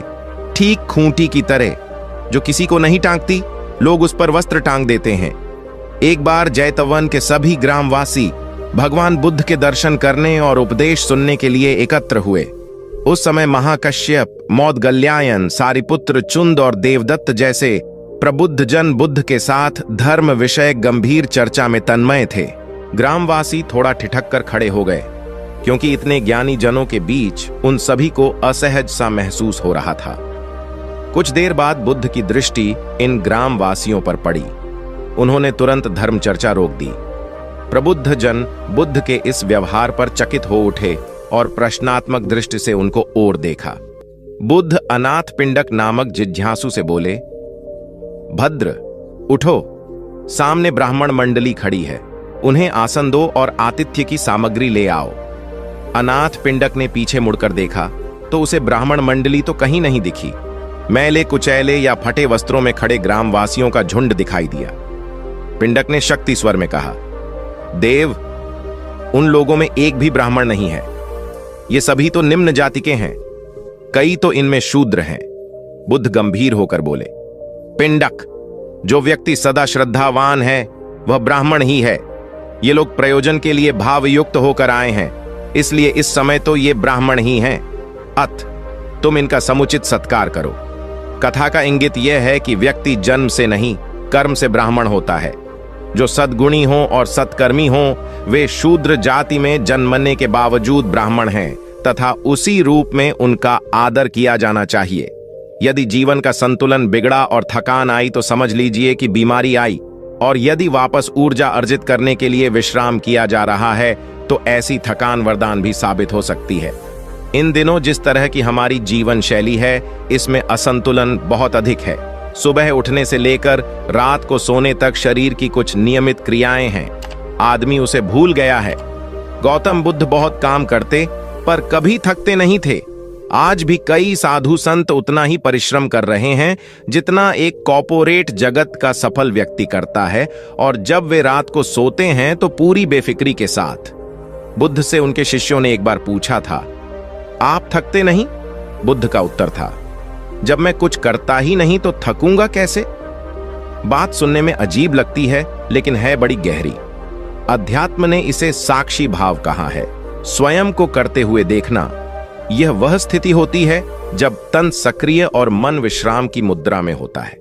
आज ज्यादातर लोग असमय, अकारण थक जाते हैं, जिसका एक बड़ा कारण असंतुलित जीवन है। एक होता है थकान को महसूस करना और दूसरा है स्वाभाविक थकान। जिस समय आपकी रुचियों, इच्छाओं और मूल स्वभाव में धीमापन आने लगे, अकारण चिड़चिड़ाहट हो जाए, समझ लें कि यह थकान बीमारी है। इसलिए प्रतिदिन योग, प्राणायाम और ध्यान करें। ये क्रियाएं अपने आप में एक विश्राम है। करने वाला कोई और है, हम तो महज उसके हाथों की कठपुतली हैं। यह मनोभाव भी थकान को मिटाएगा। क्या दिक्कत है ऐसा सोच लेने में? महात्मा बुद्ध ज्ञान प्राप्ति के लिए घोर तप में लगे थे। उन्होंने शरीर को काफी कष्ट दिया, यात्राएं की, घने जंगलों में कठिन साधना की, पर आत्मज्ञान की प्राप्ति नहीं हुई। निराश हो बुद्ध सोचने लगे, मैंने अभी तक कुछ भी प्राप्त नहीं किया, अब आगे क्या कर पाऊंगा? निराशा, अविश्वास के इन नकारात्मक भावों ने उन्हें क्षुब्ध कर दिया। कुछ ही क्षणों के बाद उन्हें प्यास लगी। वे थोड़ी दूर स्थित एक झील तक पहुंचे। वहां उन्होंने एक दृश्य देखा कि एक नन्ही सी गिलहरी के 2 बच्चे झील में डूब गए। पहले तो वह गिलहरी जड़वत बैठी रही, फिर कुछ देर बाद उठकर झील के पास गई, अपना सारा शरीर झील के पानी में भिगोया और फिर बाहर आकर पानी झाड़ने लगी। ऐसा वह बार बार करने लगी। बुद्ध सोचने लगे कि इस गिलहरी का प्रयास कितना मूर्खतापूर्ण है। क्या कभी यह इस झील को सुखा सकेगी? किंतु गिलहरी का यह क्रम लगातार जारी था। बुद्ध को लगा मानो गिलहरी कह रही हो कि यह झील कभी खाली होगी या नहीं, यह मैं नहीं जानती, किंतु मैं अपना प्रयास नहीं छोड़ूंगी। अतः उस छोटी सी गिलहरी ने भगवान बुद्ध को अपने लक्ष्य मार्ग से विचलित होने से बचा लिया। वे सोचने लगे कि जब यह नन्ही गिलहरी अपने लघु सामर्थ्य से झील को सुखा देने के लिए दृढ़ संकल्पित है तो मुझ में क्या कमी है? मैं तो इससे 1000 गुना अधिक क्षमता रखता हूं। यह सोचकर गौतम बुद्ध पुनः अपनी साधना में लग गए और एक दिन बोधिवृक्ष तले उन्हें ज्ञान का आलोक प्राप्त हुआ। यह कथा असफलता के बावजूद प्रयासों की निरंतरता पर बल देती है। यदि हम प्रयास करना न छोड़े तो एक न एक दिन लक्ष्य की प्राप्ति हो ही जाती है। बुद्ध अपने साधना काल में एक निर्जन स्थान पर ध्यान मग्न बैठे थे। इसी स्थान पर एक यक्ष का वास था। यह बात बुद्ध को झांत नहीं थी। वे तो वहां पहुंचे और शांत वातावरण देखकर ध्यान मग्न हो गए। उस समय यक्ष वहां पर नहीं था। रात होने पर जब वह आया तो उस स्थान पर एक अनजान व्यक्ति को देखकर आग बबूला हो गया। बड़े जोर से वह दहाड़ा, किंतु बुद्ध का ध्यान भंग नहीं हुआ। यक्ष ने उन्हें हाथी का रूप धारण कर डराना चाहा, किंतु बुद्ध यथावत ध्यान मग्न बैठे रहे। उसने बुद्ध को डराने के लिए क्रमशः शेर, चीता, बाघ आदि का रूप धारण किया, किंतु बुद्ध अविचलित ही बने रहे। अंत में उसने भयंकर विषधर का रूप धारण कर उनके पैर के अंगूठे को ढंस लिया, किंतु बुद्ध पर उसके विष का भी कोई असर नहीं हुआ। वे अब भी अप्रभावित रहे। विषधर उनके शरीर पर चढ़ गया और उनके गले से लिपटकर उन्हें जोरों से काट लिया, लेकिन इतने प्रयासों के बावजूद भी बुद्ध की साधना को भंग नहीं कर पाया। थक हार कर नीचे उतर आया और उनसे कुछ कदमों की दूरी पर लेटकर अपनी थकान उतारने लगा। ध्यान पूर्ण होने पर बुद्ध ने उसकी तरफ देखा और उसे बहुत स्नेह से दुलारा। उनका निश्चल प्रेम देखकर सर्प का विष अमृत बन गया और यक्ष ने श्रद्धापूर्वक बुद्ध को नमन किया। कहानी का सार यह है कि मन की कलुषता पर एकाग्रता, स्नेह और संभव से ही विजय प्राप्त की जा सकती है। बौद्ध भिक्षु बोधि धर्म भ्रमण करते हुए एक गांव में पहुंचे। लोग उनका बहुत आदर करते थे। बोधि धर्म व उनके शिष्यों का ग्रामीणों ने हार्दिक सत्कार किया और फिर उनके पवित्र वचनों को सुनने के लिए उनके आसपास एकत्रित हो गए। बोधिधर्म लोगों को धर्म और आचरण विषयक अच्छी बातें सरल भाषा में समझाने लगे। तभी वहां एक व्यक्ति आया और बोधिधर्म को अपशब्द कहने लगा। उपस्थित जनसमूह ने उसे रोकने का बहुत प्रयास किया, किंतु वह नहीं माना तथा अनवरत बोधिधर्म को बुरा भला कहता रहा। लोगों ने कहा कि महाराज, ये व्यक्ति कितना उद्दंड है, निरर्थक ही आपको अपशब्द कह रहा है।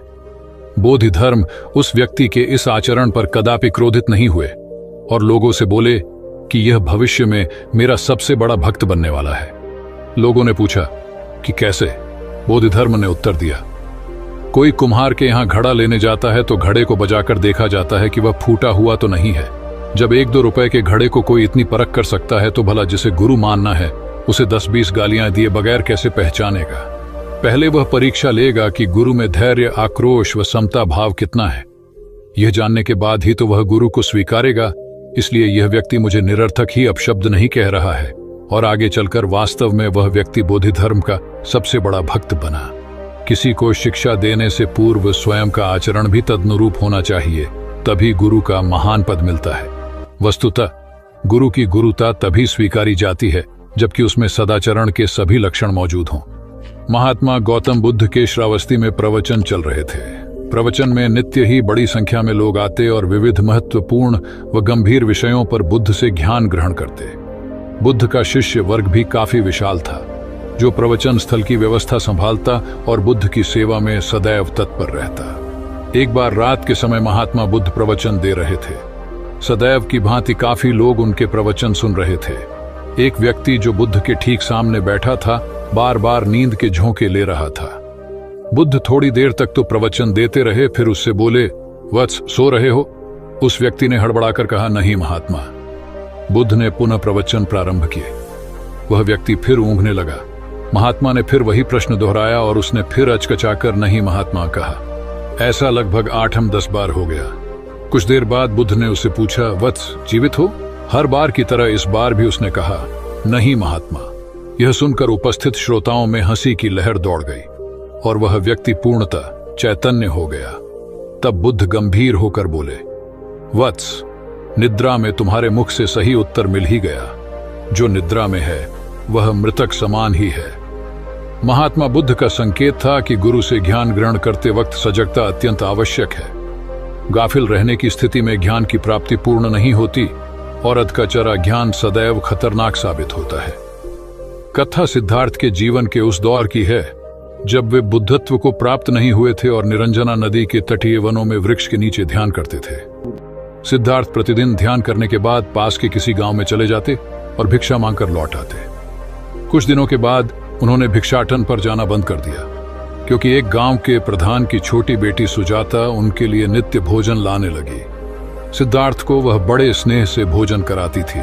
कुछ दिनों बाद उसी गांव का एक चरवाहा भी सिद्धार्थ से प्रभावित होकर उनके पास आने लगा। उसका नाम स्वस्थी था। एक दिन स्वस्थी से सिद्धार्थ बातें कर रहे थे कि सुजाता भोजन लेकर आई। जैसे ही सिद्धार्थ ने भोजन करना शुरू किया, उन्होंने बातचीत बंद कर दी। जितनी देर तक वे भोजन करते रहे, बिल्कुल चुप रहे और वहां सन्नाटा छाया रहा। स्वस्थी को हैरानी हुई। उसने सिद्धार्थ के भोजन करने के उपरांत उनसे पूछा, गुरुदेव, आप मेरे आने के बाद निरंतर वार्तालाप करते रहे, किंतु भोजन के समय एक शब्द भी नहीं बोले। इसका क्या कारण है? सिद्धार्थ बोले, भोजन का निर्माण बड़ी कठिनाई से होता है। किसान पहले बीज बोता है, फिर पौधों की रखवाली करता है और तब कहीं जाकर अनाज पैदा होता है। फिर घर की महिलाएं उसे बड़े जतन से खाने योग्य बनाती हैं। इतनी कठिनाई से तैयार भोजन का पूरा आनंद तभी संभव है जब हम पूर्णतः मौन हों। भोजन के दौरान मैं मौन रहकर उसका पूरा स्वाद लेता हूँ। वस्तुतः शांति से किया गया भोजन न केवल शारीरिक भूख को तृप्त करता है, बल्कि मानसिक आनंद और सात्विक ऊर्जा भी देता है। सम्राट अशोक संपूर्ण भारत को अपने राज्य में मिलाना चाहते थे, पर कलिंग के युद्ध में हुए रक्तपात को देखकर उन्हें अत्यधिक दुख पहुंचा। उनकी महत्वाकांक्षा ने जो तबाही मचाई थी, उसे देखकर उन्हें खुद पर ग्लानि हुई। उन्होंने देखा कि लोग दर्द से कराह रहे थे। यह सब विनाश केवल उनकी महत्वाकांक्षा से हुआ था। यह सब देखकर अशोक के मन में विनाश का पथ छोड़कर नेकी के रास्ते पर चलने का विचार जगा। अशोक की राजधानी पाटलिपुत्र थी। पाटलिपुत्र अब पटना के रूप में जाना जाता है। पटना से गया भी अधिक दूर नहीं है, जहां बोधि वृक्ष के नीचे महात्मा बुद्ध को ज्ञान प्राप्त हुआ था।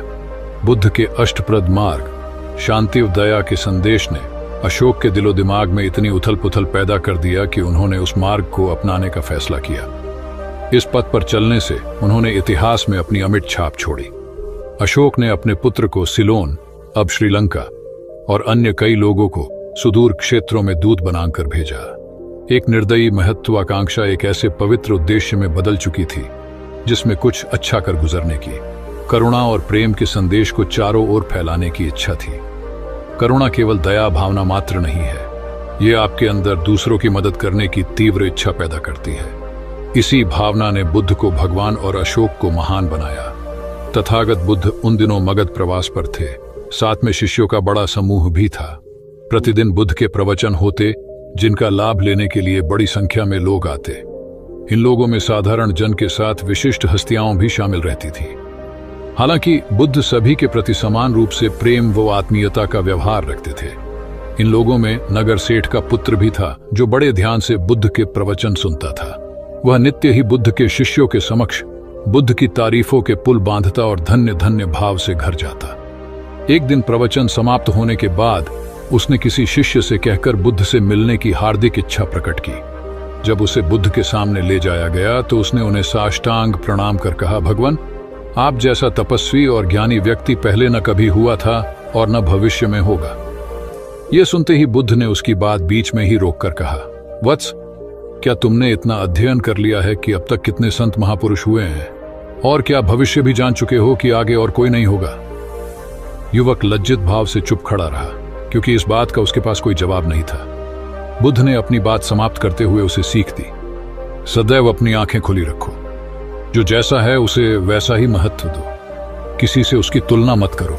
कथा का सार यह है कि किसी भी क्षेत्र के अधिकारी विद्वान की स्वतंत्र रूप से प्रशंसा करना उचित है, किंतु सर्वश्रेष्ठ बताना अनुचित, क्योंकि श्रेष्ठता को व्यक्ति, समय व स्थान की सीमाओं में नहीं बांधा जा सकता। आनंद भगवान बुद्ध के प्रमुख व प्रिय शिष्य थे। उनके स्वभाव में उदारता, स्नेह व सहिष्णुता जैसे गुण शामिल थे। वे सभी के प्रति समान व्यवहार करते थे। उनकी दृष्टि में कोई छोटा या बड़ा नहीं था। एक बार आनंद कहीं जा रहे थे। रास्ते में उन्हें बड़े जोर की प्यास लगी। आसपास देखा तो निकट ही कुआं दिखाई दिया। वे वहां पहुंचे। कुएं से एक लड़की पानी भर रही थी। आनंद ने उसके पास जाकर कहा, बहन, मैं बड़ी दूर से आ रहा हूं, मुझे बहुत जोर से प्यास लगी है, कृपा कर पानी पिला दो। उनकी बात सुनते ही लड़की कांप उठी, क्योंकि वह अछूत जाति की थी।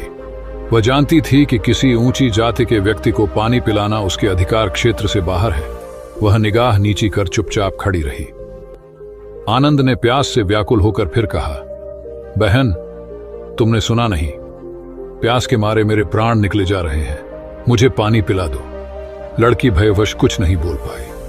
जब आनंद ने बड़े स्नेह से उससे पानी न पिलाने का कारण पूछा तो वह बोली, मैं निम्न जाति की कन्या हूं, आपको पानी कैसे पिला सकती हूं? उसकी बात सुनकर आनंद ने कहा, बहन, मैंने तुमसे पानी मांगा है, जाति तो नहीं पूछी। आनंद की उदारता ने उस कन्या का भय दूर कर दिया और उन्हें पानी पिलाकर वह धन्य हो गई। कथा का सार यह है कि ईश्वर की दृष्टि सम होने के कारण उसने सभी मनुष्यों को समान शरीर, बुद्धि और भावना से नवाजा है।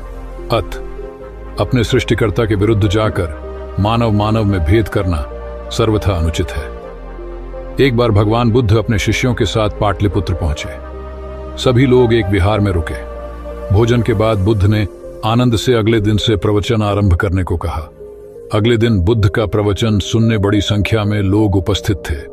बुद्ध प्रवचन देने के बाद लोगों से मिलते, उनकी समस्याएं सुनते और नेक सलाह देते। एक दिन प्रवचन के समय बुद्ध के शिष्य आनंद ने उनसे पूछा, भंते, आपके सामने हजारों लोग बैठे हैं, बताइए कि इनमें सबसे सुखी कौन है? बुद्ध ने एक विहंगम दृष्टि भीड़ पर डालते हुए कहा, वह देखो, सबसे पीछे एक दुबला पतला फटे वस्त्र पहने जो आदमी बैठा है, वह सर्वाधिक सुखी है। आनंद सहमत नहीं हुआ। वह बोला, यह कैसे संभव है? वह तो बहुत दयनीय जान पड़ता है। बुद्ध ने अपनी बात सिद्ध करने के लिए बारी बारी से सामने बैठे लोगों से पूछा, तुम्हें क्या चाहिए? किसी ने संतान मांगी तो किसी ने मकान, कोई रोग मुक्ति चाहता था तो कोई अपने शत्रु पर विजय। ऐसा एक भी व्यक्ति नहीं था जिसे कोई इच्छा ना हो। अंत में बुद्ध ने उस फटेहाल आदमी को बुलाकर पूछा, तुम्हें क्या चाहिए? उसने हाथ जोड़कर जवाब दिया, कुछ नहीं। यदि ईश्वर को मुझे कुछ देना ही है तो बस इतना कर दें कि मेरे अंदर कभी कोई चाह पैदा ना हो। मैं ऐसे ही स्वयं को सबसे बड़ा सुखी मानता हूं। उसकी बात सुनकर आनंद से बुद्ध ने कहा, आनंद, जहां चाह है वहां सुख नहीं हो सकता। आनंद ने बुद्ध की इस शिक्षा को सदा के लिए गांठ बांध लिया। सार यह है कि लालसा से लोभ बढ़ता है जो असंतोष का जनक होता है। यदि सही अर्थों में सुख पाना है तो किसी लालसा की बजाय उपलब्ध स्थितियों में संतुष्ट रहना चाहिए। गौतम बुद्ध ने बहुत से अज्ञानी लोगों को सम्यक दृष्टि प्रदान की थी। तब को बात है, कौसाम्बी में एक ब्रह्मचारी रहता था। उसे अभिमान था कि उस जैसा कोई विद्वान नहीं है, इसलिए अपने साथ सदैव जलती मशाल रखता था। गौतम बुद्ध ने देखा तो उसे पूछा, अरे ये मशाल लिए क्यों घूमते हो? ब्रह्मचारी ने उत्तर दिया, सभी प्राणी अंधकार और अज्ञान में पथभ्रष्ट हैं, उन्हें रास्ता दिखाने के लिए मशाल लिए घूमता हूं। तथागत ने पूछा, क्या तुम्हें 4 प्रकार की विद्याओं, शब्द विद्या, नक्षत्र विद्या, राज विद्या व युद्ध विद्या का पूर्ण ज्ञान है? ब्रह्मचारी ने अपनी अनभिज्ञता प्रकट करते हुए मशाल फेंककर तथागत के चरणों में मस्तक झुका दिया। उसका ज्ञान गर्व चूर हो गया।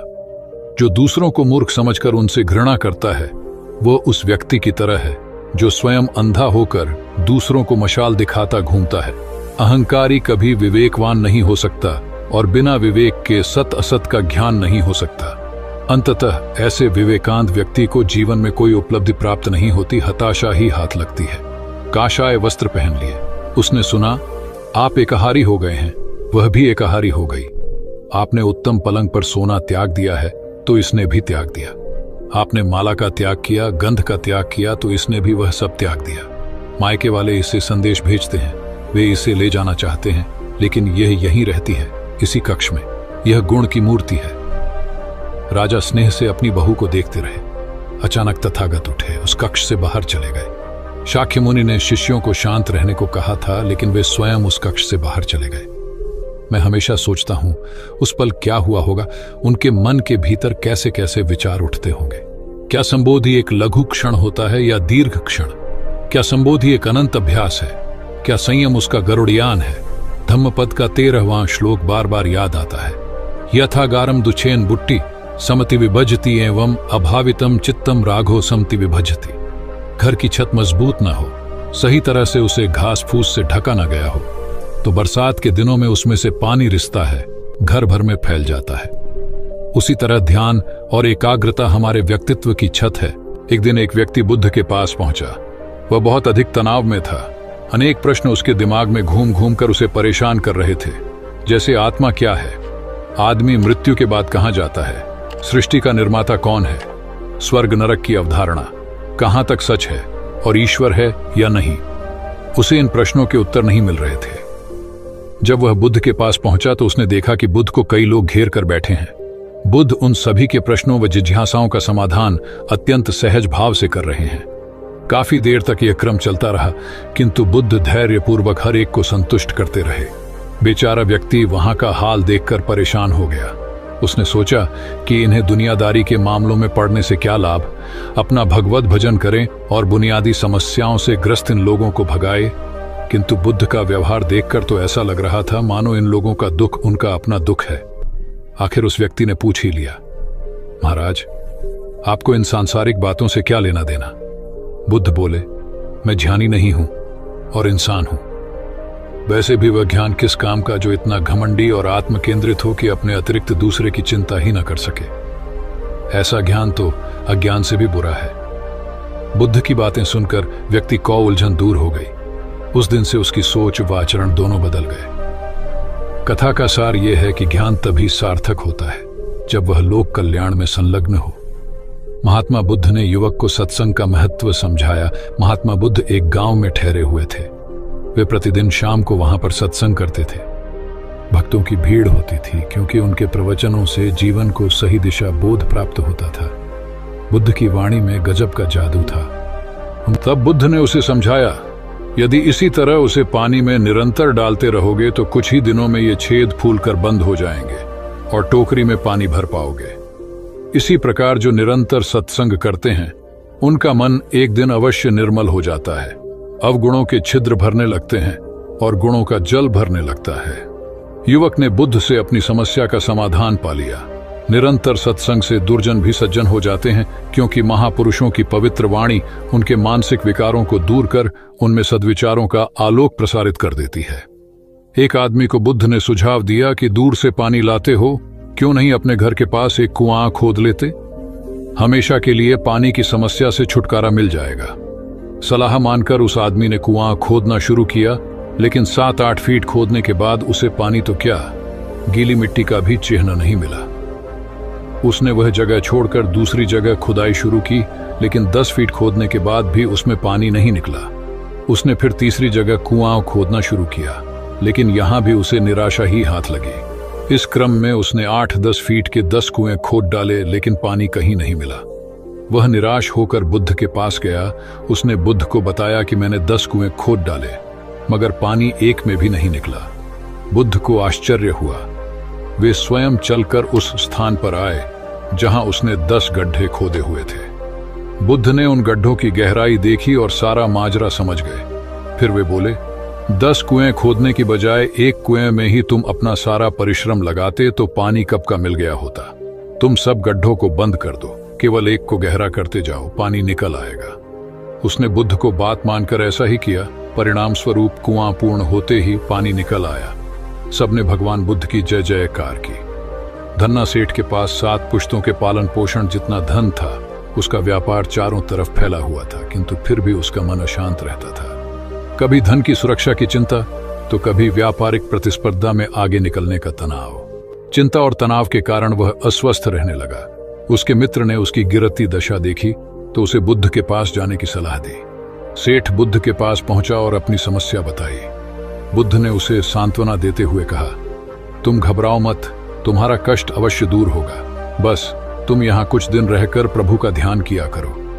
बुद्ध के कहे अनुसार सेठ ने रोज ध्यान करना शुरू कर दिया, किंतु सेठ का मन ध्यान में नहीं लगा। वह जैसे ही ध्यान करने बैठता, उसका मन फिर अपनी दुनिया में चला जाता। उसने बुद्ध को यह बात बताई, किंतु बुद्ध ने कोई उपाय नहीं बताया। थोड़ी देर बाद जब सेठ बुद्ध के साथ वन में सायंकालीन भ्रमण कर रहा था, तो उसके पैर में एक कांटा चुभ गया। वह दर्द के मारे कराहने लगा। बुद्ध ने कहा, बेहतर होगा कि तुम जी कड़ाकर कांटे को निकाल दो, तब इस दर्द से मुक्ति मिल जाएगी। सेठ ने मन कड़ाकर कांटा निकाल दिया। उसे चैन मिल गया। तब बुद्ध ने उसे समझाया, ऐसे ही लोभ, मोह, क्रोध, घमंड व द्वेष के कांटे तुम्हारे मन में गड़े हैं। जब तक अपने मन की संकल्प शक्ति से उन्हें नहीं निकालोगे, अशांत ही रहोगे। सेठ का अज्ञान बुद्ध के इन शब्दों से दूर हो गया और उसने निर्मल हृदय की राह पकड़ ली। अपनी कुप्रवृत्तियों से मुक्ति के लिए संकल्पबद्धता अनिवार्य है। जब तक व्यक्ति दृढ़ निश्चय न कर ले, वह अपनी गलत आदतों से मुक्त नहीं हो सकता। बुद्ध की शिक्षा से गांव का उद्धार हुआ। एक युवक ने बुद्ध से आकर कहा, मेरा गांव अशिक्षित है। मैं अपने परिवार से झगड़कर थोड़ा बहुत पढ़ पाया हूं। आगे और पढ़ना चाहता हूं, किंतु सभी रोक रहे हैं। घर के लोग सोचते हैं कि खेती में खूब पैसा है और उसके लिए किसी शिक्षा की आवश्यकता नहीं है। यही सोच गांव वालों की भी है। कृपया आप मेरे गांव चलकर वहां शिक्षा का प्रसार करवाइए। बुद्ध युवक की बात मानकर गांव आ गए। धर्मभीरू ग्रामीणों ने बुद्ध का सत्कार किया और रोज उनके प्रवचन सुनने आने लगे। बुद्ध जब भी शिक्षा का महत्व बताते, ग्रामीण विरोधी मत रखते। एक दिन एक महिला अपने 5 साल के बच्चे के लिए पूछने लगी कि उसे किस उम्र से शिक्षा दिलवाए। तब बुद्ध ने समझाया कि तुम्हें तो 5 वर्ष पूर्व उसकी शिक्षा शुरू कर देनी थी। उसे क्या खाना है, क्या नहीं, कैसे क्या बोलना है आदि बातें शुरू से सिखाओगी, तभी तो वह अपना उचित ख्याल रख सकेगा। बुद्ध की यह बात महिला सहित सभी ग्रामीणों को समझ में आ गई। उन्होंने अपने बच्चों को विद्यालय भेजना शुरू किया। यह समय वर्षा का था। युवक ने लोगों को जल संग्रहण की तकनीक बताई। अधिकांश ने उपहास किया, किंतु युवक अपना काम करता रहा। बुद्ध का सहयोग प्राप्त था, इसलिए किसी ने उसका खुलकर विरोध नहीं किया। जब गर्मी में भीषण जल संकट के कारण फसलें सूखने लगीं, तो युवक ने कुएं खुदवाए जिनमें जल संग्रहण की तकनीक के कारण खूब पानी निकला। ग्रामीण अब शिक्षा का महत्व समझ चुके थे। धीरे धीरे संपूर्ण गांव शिक्षित हो गया। ज्ञान हर उम्र में अर्जित किया जा सकता है। यही ज्ञान हमें जीवन में आने वाली समस्याओं के समाधान की राह सुझाता है। एक गांव में दो भाई रहते थे जो अपनी शैतानियों के लिए कुख्यात थे। उन्हें दूसरों को परेशान करने में बड़ा आनंद आता था। वे हर समय किसी न किसी को परेशान करने में लगे रहते थे। गांव के लोगों के साथ साथ उनके माता पिता भी उनकी ऐसी हरकतों के कारण बहुत दुखी थे। जब गांव का कोई व्यक्ति उनके माता पिता के पास उनकी शिकायत लेकर आता तो वे दोनों को बहुत समझाते, किंतु दोनों भाइयों के कानों पर जूं तक नहीं रेंगती। एक दिन उनकी मां गांव में आए हुए महात्मा बुद्ध के पास गई और अपने बच्चों में किसी भी तरह ईश्वर का भय भर देने का आग्रह किया ताकि वे लोग शैतानी से बाज आए। महात्मा बुद्ध ने मां से दोनों को एक एक करके उनके पास भेजने को कहा। मां ने अपने पहले लड़के को महात्मा बुद्ध के पास भेजा। वह जाकर महात्मा बुद्ध के पास बैठ गया। महात्मा बुद्ध ने उससे पूछा, ईश्वर कहाँ है? लड़के की कुछ समझ में नहीं आया और उसने कोई उत्तर नहीं दिया। तब महात्मा बुद्ध ने दोबारा यही सवाल कड़क कर पूछा तो डर के मारे लड़का वहां से तेजी से भागा और भागते हुए अपने भाई के पास जा पहुंचा तथा बोला, भाई तुम्हें पता है ईश्वर खो गया है और सब लोग इसके लिए हमें ही जिम्मेदार समझ रहे हैं। छोटा भाई भी इतना बड़ा आरोप सुनकर डर गया और उस दिन से दोनों ने शैतानी करना छोड़ दिया।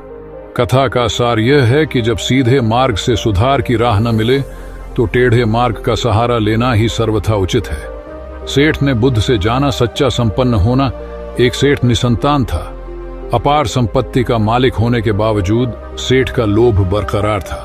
संतान न होने का दुख उसे बहुत था और इस कारण वह न जाने कितने फकीर, बाबा और पंडितों के दर पर माथा टेक चुका था, किंतु नतीजा शून्य रहा। एक बार सेठ के नगर में बुद्ध का आगमन हुआ। सेठ ने उनकी बहुत ख्याति सुनी तो अगले ही दिन उनसे मिलने पहुंचा। बुद्ध को अपनी निसंतानता के विषय में बताया तो उन्होंने सेठ के सिर पर हाथ रखकर हार्दिक आशीर्वाद दिया। संयोग की बात कि कुछ ही समय बाद सेठ को संतान सुख प्राप्त हो गया। वह बुद्ध के प्रति आभार भाव से भर उठा। सोचने लगा कि बुद्ध के प्रति उपकार कैसे जताए। विचार करने के उपरांत उसने एक बक्से में बेशकीमती हीरे जवाहरात रखे और बुद्ध के पास पहुंचा। बुद्ध को प्रणाम निवेदित कर सेठ बोला, महाराज आपकी कृपा से मुझे संतान का मुख देखने को मिला। मैं आपके लिए कुछ करना चाहता हूं, सो यह तुच्छ भेंट लाया हूं। बुद्ध ने हीरे जवाहरात देखते ही अस्वीकार कर दिए। उन्होंने कहा, मेरे लिए धन व्यर्थ है, इसे तुम ही रखो। जब सेठ अधिक आग्रही हुआ तो बुद्ध बोले, मैं निर्धनों से दान नहीं लेता। आश्चर्यचकित सेठ ने कहा, पर मैं तो निर्धन नहीं हूं, अपार धन संपत्ति मेरे पास है। मेरी तिजोरियां सोने चांदी गहनों व जवाहरातों से भरी हुई हैं। रात दिन परिश्रम कर मैं इस संपत्ति को दिन दूनी रात चौगुनी कर रहा हूं, फिर मैं निर्धन कैसे हूं? तब बुद्ध ने समझाया, इसका आशय यह है कि तुम अपनी वर्तमान संपत्ति से तृप्त नहीं हो, और अतृप्त व्यक्ति निर्धन ही तो होता है, क्योंकि सच्चा संपन्न तो वह है जो तृप्त हो। बुद्ध की बातों ने सेठ की आंखें खोल दी। संतोष सबसे बड़ा धन और संतोषी सर्वाधिक धनी होता है, क्योंकि इच्छाओं का अंत निर्लिप्तता की परम सुखमय अवस्था को लाता है। एक बार गौतम बुद्ध से अभय राजकुमार ने प्रश्न किया कि क्या श्रमण गौतम कभी कठोर वचन कहते हैं। उसने सोच रखा था कि नहीं कहने पर वह बताएगा कि एक बार उन्होंने देवदत्त को नरकगामी कहा था, और यदि हां कहे तो उसने पूछा, जा सकता है कि जब आप कठोर शब्दों का प्रयोग करने से स्वयं को रोक नहीं पाते, तब दूसरों को ऐसा उपदेश कैसे देते हैं। बुद्ध ने अभय के प्रश्न का आशय जान लिया। उन्होंने कहा, इसका उत्तर न तो हां में दिया जा सकता है और न नहीं में। अभय की गोद में उस समय एक छोटा बालक था। उसकी ओर इशारा करते हुए बुद्ध ने पूछा, राजकुमार, यदि दाई के अनजाने में यह बालक अपने मुख में कांट का टुकड़ा डाल ले, तब तुम क्या करोगे। मैं उसे निकालने का प्रयास करूंगा। यदि वह आसानी से न निकल सकता हो तो बाएं हाथ से उसका सिर पकड़कर दाहिने हाथ की उंगली को टेढ़ा करके उसे निकालूंगा। यदि खून निकलने लगे तो भी मेरा यही प्रयास रहेगा कि वह कांट का टुकड़ा किसी न किसी तरह बाहर निकल आए। ऐसा क्यों? इसलिए कि भंते इसके प्रति मेरे मन में अनुकंपा है। राजकुमार, ठीक इसी तरह तथागत जिस वचन के बारे में जानते हैं कि यह मिथ्या या अनर्थकारी है, और उससे दूसरों के हृदय को ठेस पहुंचती है, तब उसका वे कभी उच्चारण नहीं करते। पर इसी तरह जो वचन उन्हें सत्य और हितकारी प्रतीत होते हैं तथा दूसरों को प्रिय लगते हैं, उनका वे सदैव उच्चारण करते हैं। इसका कारण यही है कि तथागत के मन में सभी प्राणियों के प्रति अनुकंपा है। भगवान बुद्ध देव और मनुष्यों के शास्ता थे, परंतु सबसे पहले वह मनुष्य थे। मनुष्य बढ़कर देवता बनता है, यह प्राचीन मान्यता थी। आज भी हम मनुष्यत्व के ऊपर देवत्व की बात करते हैं, परंतु बुद्ध ने इस क्रम को पलट दिया। उन्होंने कहा, यह जो मनुष्यता है वही देवताओं का सुगति प्राप्त करना कहलाती है। देवता जब सुगति प्राप्त करता है तब वह मनुष्य बनता है। देवताओं में विलास है, राग, द्वेष, ईर्ष्या और मोह भी वहां है। निर्वाण की साधना वहां नहीं हो सकती। इसके लिए देवताओं को मनुष्य बनना पड़ता है। मनुष्यों में ही देव पुरुष का आविर्भाव होता है, जिनको देवता नमस्कार करते हैं। मानवता धर्म का उपदेश देने वाले बुद्ध स्वयं मानवता के जीते जागते रूप थे। यहाँ उनके जीवन से संबंधित कुछ प्रसंग दिए जाते हैं, जिनसे उनके व्यक्तित्व में बैठी हुई गहरी मानवता का दर्शन होता है। भगवान का परिनिर्वाण होने वाला है। रात का पिछला पहर है। भिक्षु उनकी शैया को घेरे बैठे हैं। बुद्ध उन्हें उपदेश दे रहे हैं। कह रहे हैं, भिक्षुओं, बुद्ध धर्म और संघ के विषय में कुछ शंका हो तो पूछ लो। पीछे मलाल मत करना कि भगवान हमारे सामने थे पर हम उनसे कुछ पूछ न सके। कोई शिष्य नहीं बोलता। भगवान 3 बार कहते हैं, पर कोई भिक्षु कुछ पूछने को नहीं उठता। भगवान को शंका होती है कि कहीं वे उनके गौरव का विचार करके पूछने में संकोच तो नहीं कर रहे। इसलिए वह कहते हैं, शायद भिक्षुओं, तुम मेरे गौरव के कारण नहीं पूछ रहे। जैसे मित्र मित्र से पूछता है, वैसे तुम मुझसे पूछो। बुद्ध अपने शिष्यों की समान भूमिका पर आ जाते हैं। उनकी यह विनम्रता मनुष्य धर्म की आदर भूमि है। बुद्ध ने अपने को भिक्षुओं का कल्याण मित्र कहा है, जो उनकी मानवीय सहृदयता और विनम्रता को सूचित करता है। एक दूसरा दृश्य भी उसी समय का है। चंद कर्मार पुत्र के यहाँ बुद्ध ने अंतिम भोजन किया था। उसके बाद ही उन्हें खून गिरने की कड़ी बीमारी हो गई थी, जो उनके शरीरांत का कारण बनी। बुद्ध को उसके हृदय का बड़ा ध्यान था। भक्त उपासक को यह अफसोस हो सकता था कि उसका भोजन करके ही भगवान का शरीर छूट गया। इसलिए आखिरी सांस लेने से पहले उन्होंने आनंद को आदेश दिया, आनंद, चंद कर्मार पुत्र की इस चिंता को दूर करना और कहना, आयुष्मान तूने बद्धा लाभ कमाया कि मेरे भोजन को करके तथागत परिनिर्वाण को प्राप्त हुए। जिसके हृदय में अगाध करुणा थी, वह ऐसा क्यों न कहता। उसने अपने पति के द्वारा बुद्ध के चरणों में प्रणाम अर्पित करवाया। भगवान ने उसे आशीर्वाद देते हुए कहा, कोल्य पुत्री सुप्रवास, सुखी हो जाए, चंगी हो जाए। सुखी और चंगी होकर बिना किसी कष्ट के वह पुत्र प्रसव करे। ब्राह्मणों के साथ भी उनकी पूरी सहानुभूति थी, जैसे कि विश्व के सभी प्राणियों के साथ उनकी पूरी सहानुभूति थी। बावरी नामक ब्राह्मण के एक शिष्य ने जब अपने गुरु की ओर से भगवान के चरणों में प्रणाम निवेदन किया, तो भगवान ने आशीर्वाद देते हुए कहा, शिष्यों सहित बावरी ब्राह्मण सुखी हो। माणवक, तुम भी सुखी हो, चिरजीवी हो। बुद्ध के पास छोटा बड़ा जो भी जाता था, वह उससे कहते थे, आओ, तुम्हारा स्वागत है। भगवान अपनी अंतिम यात्रा में पावा और कुशीनारा के बीच जा रहे थे। रास्ते में उन्हें पुक्कुस मल्लपुत्र नामक व्यापारी मिला। उसने उन्हें एक दुशाला भेंट किया, परंतु भगवान उसे अकेले कैसे आड़ते। वह अपने शिष्य आनंद को सम्मानित करना चाहते थे। उन्होंने कहा, पुक्कुस, दुशाले के एक भाग को मुझे ओढ़ा दे, दूसरे को आनंद को। पुक्कुस ने ऐसा ही किया। भूल करने वालों के प्रति भी बुद्ध की अनुकंपा का पार न था। एक बार एक ब्राह्मण ने भगवान को वेरंजा में वर्षावास करने का निमंत्रण दिया। भगवान वहां गए, लेकिन वह ब्राह्मण बहुधंधी था। उसने उनकी कुछ भी सुध बुध नहीं ली। बुद्ध को बड़ा कष्ट हुआ। उन्हें 3 महीने तक कुटा हुआ जौ रोज खाना पड़ रहा, क्योंकि उस समय वेरंजा में अकाल पड़ रहा था और वह भी उनको और उनके शिष्यों को घोड़ों के व्यापारियों से मिलता था। इतना होने पर भी वर्षावास की समाप्ति पर भगवान बुद्ध अन्यत्र जाने से पूर्व वेरंजा जाकर ब्राह्मण को आशीर्वाद देना नहीं भूले। भगवान बुद्ध के जीवन में ऐसी अनंत घटनाएं मिलती हैं। उनमें हमें उनकी मानवता के दर्शन होते हैं।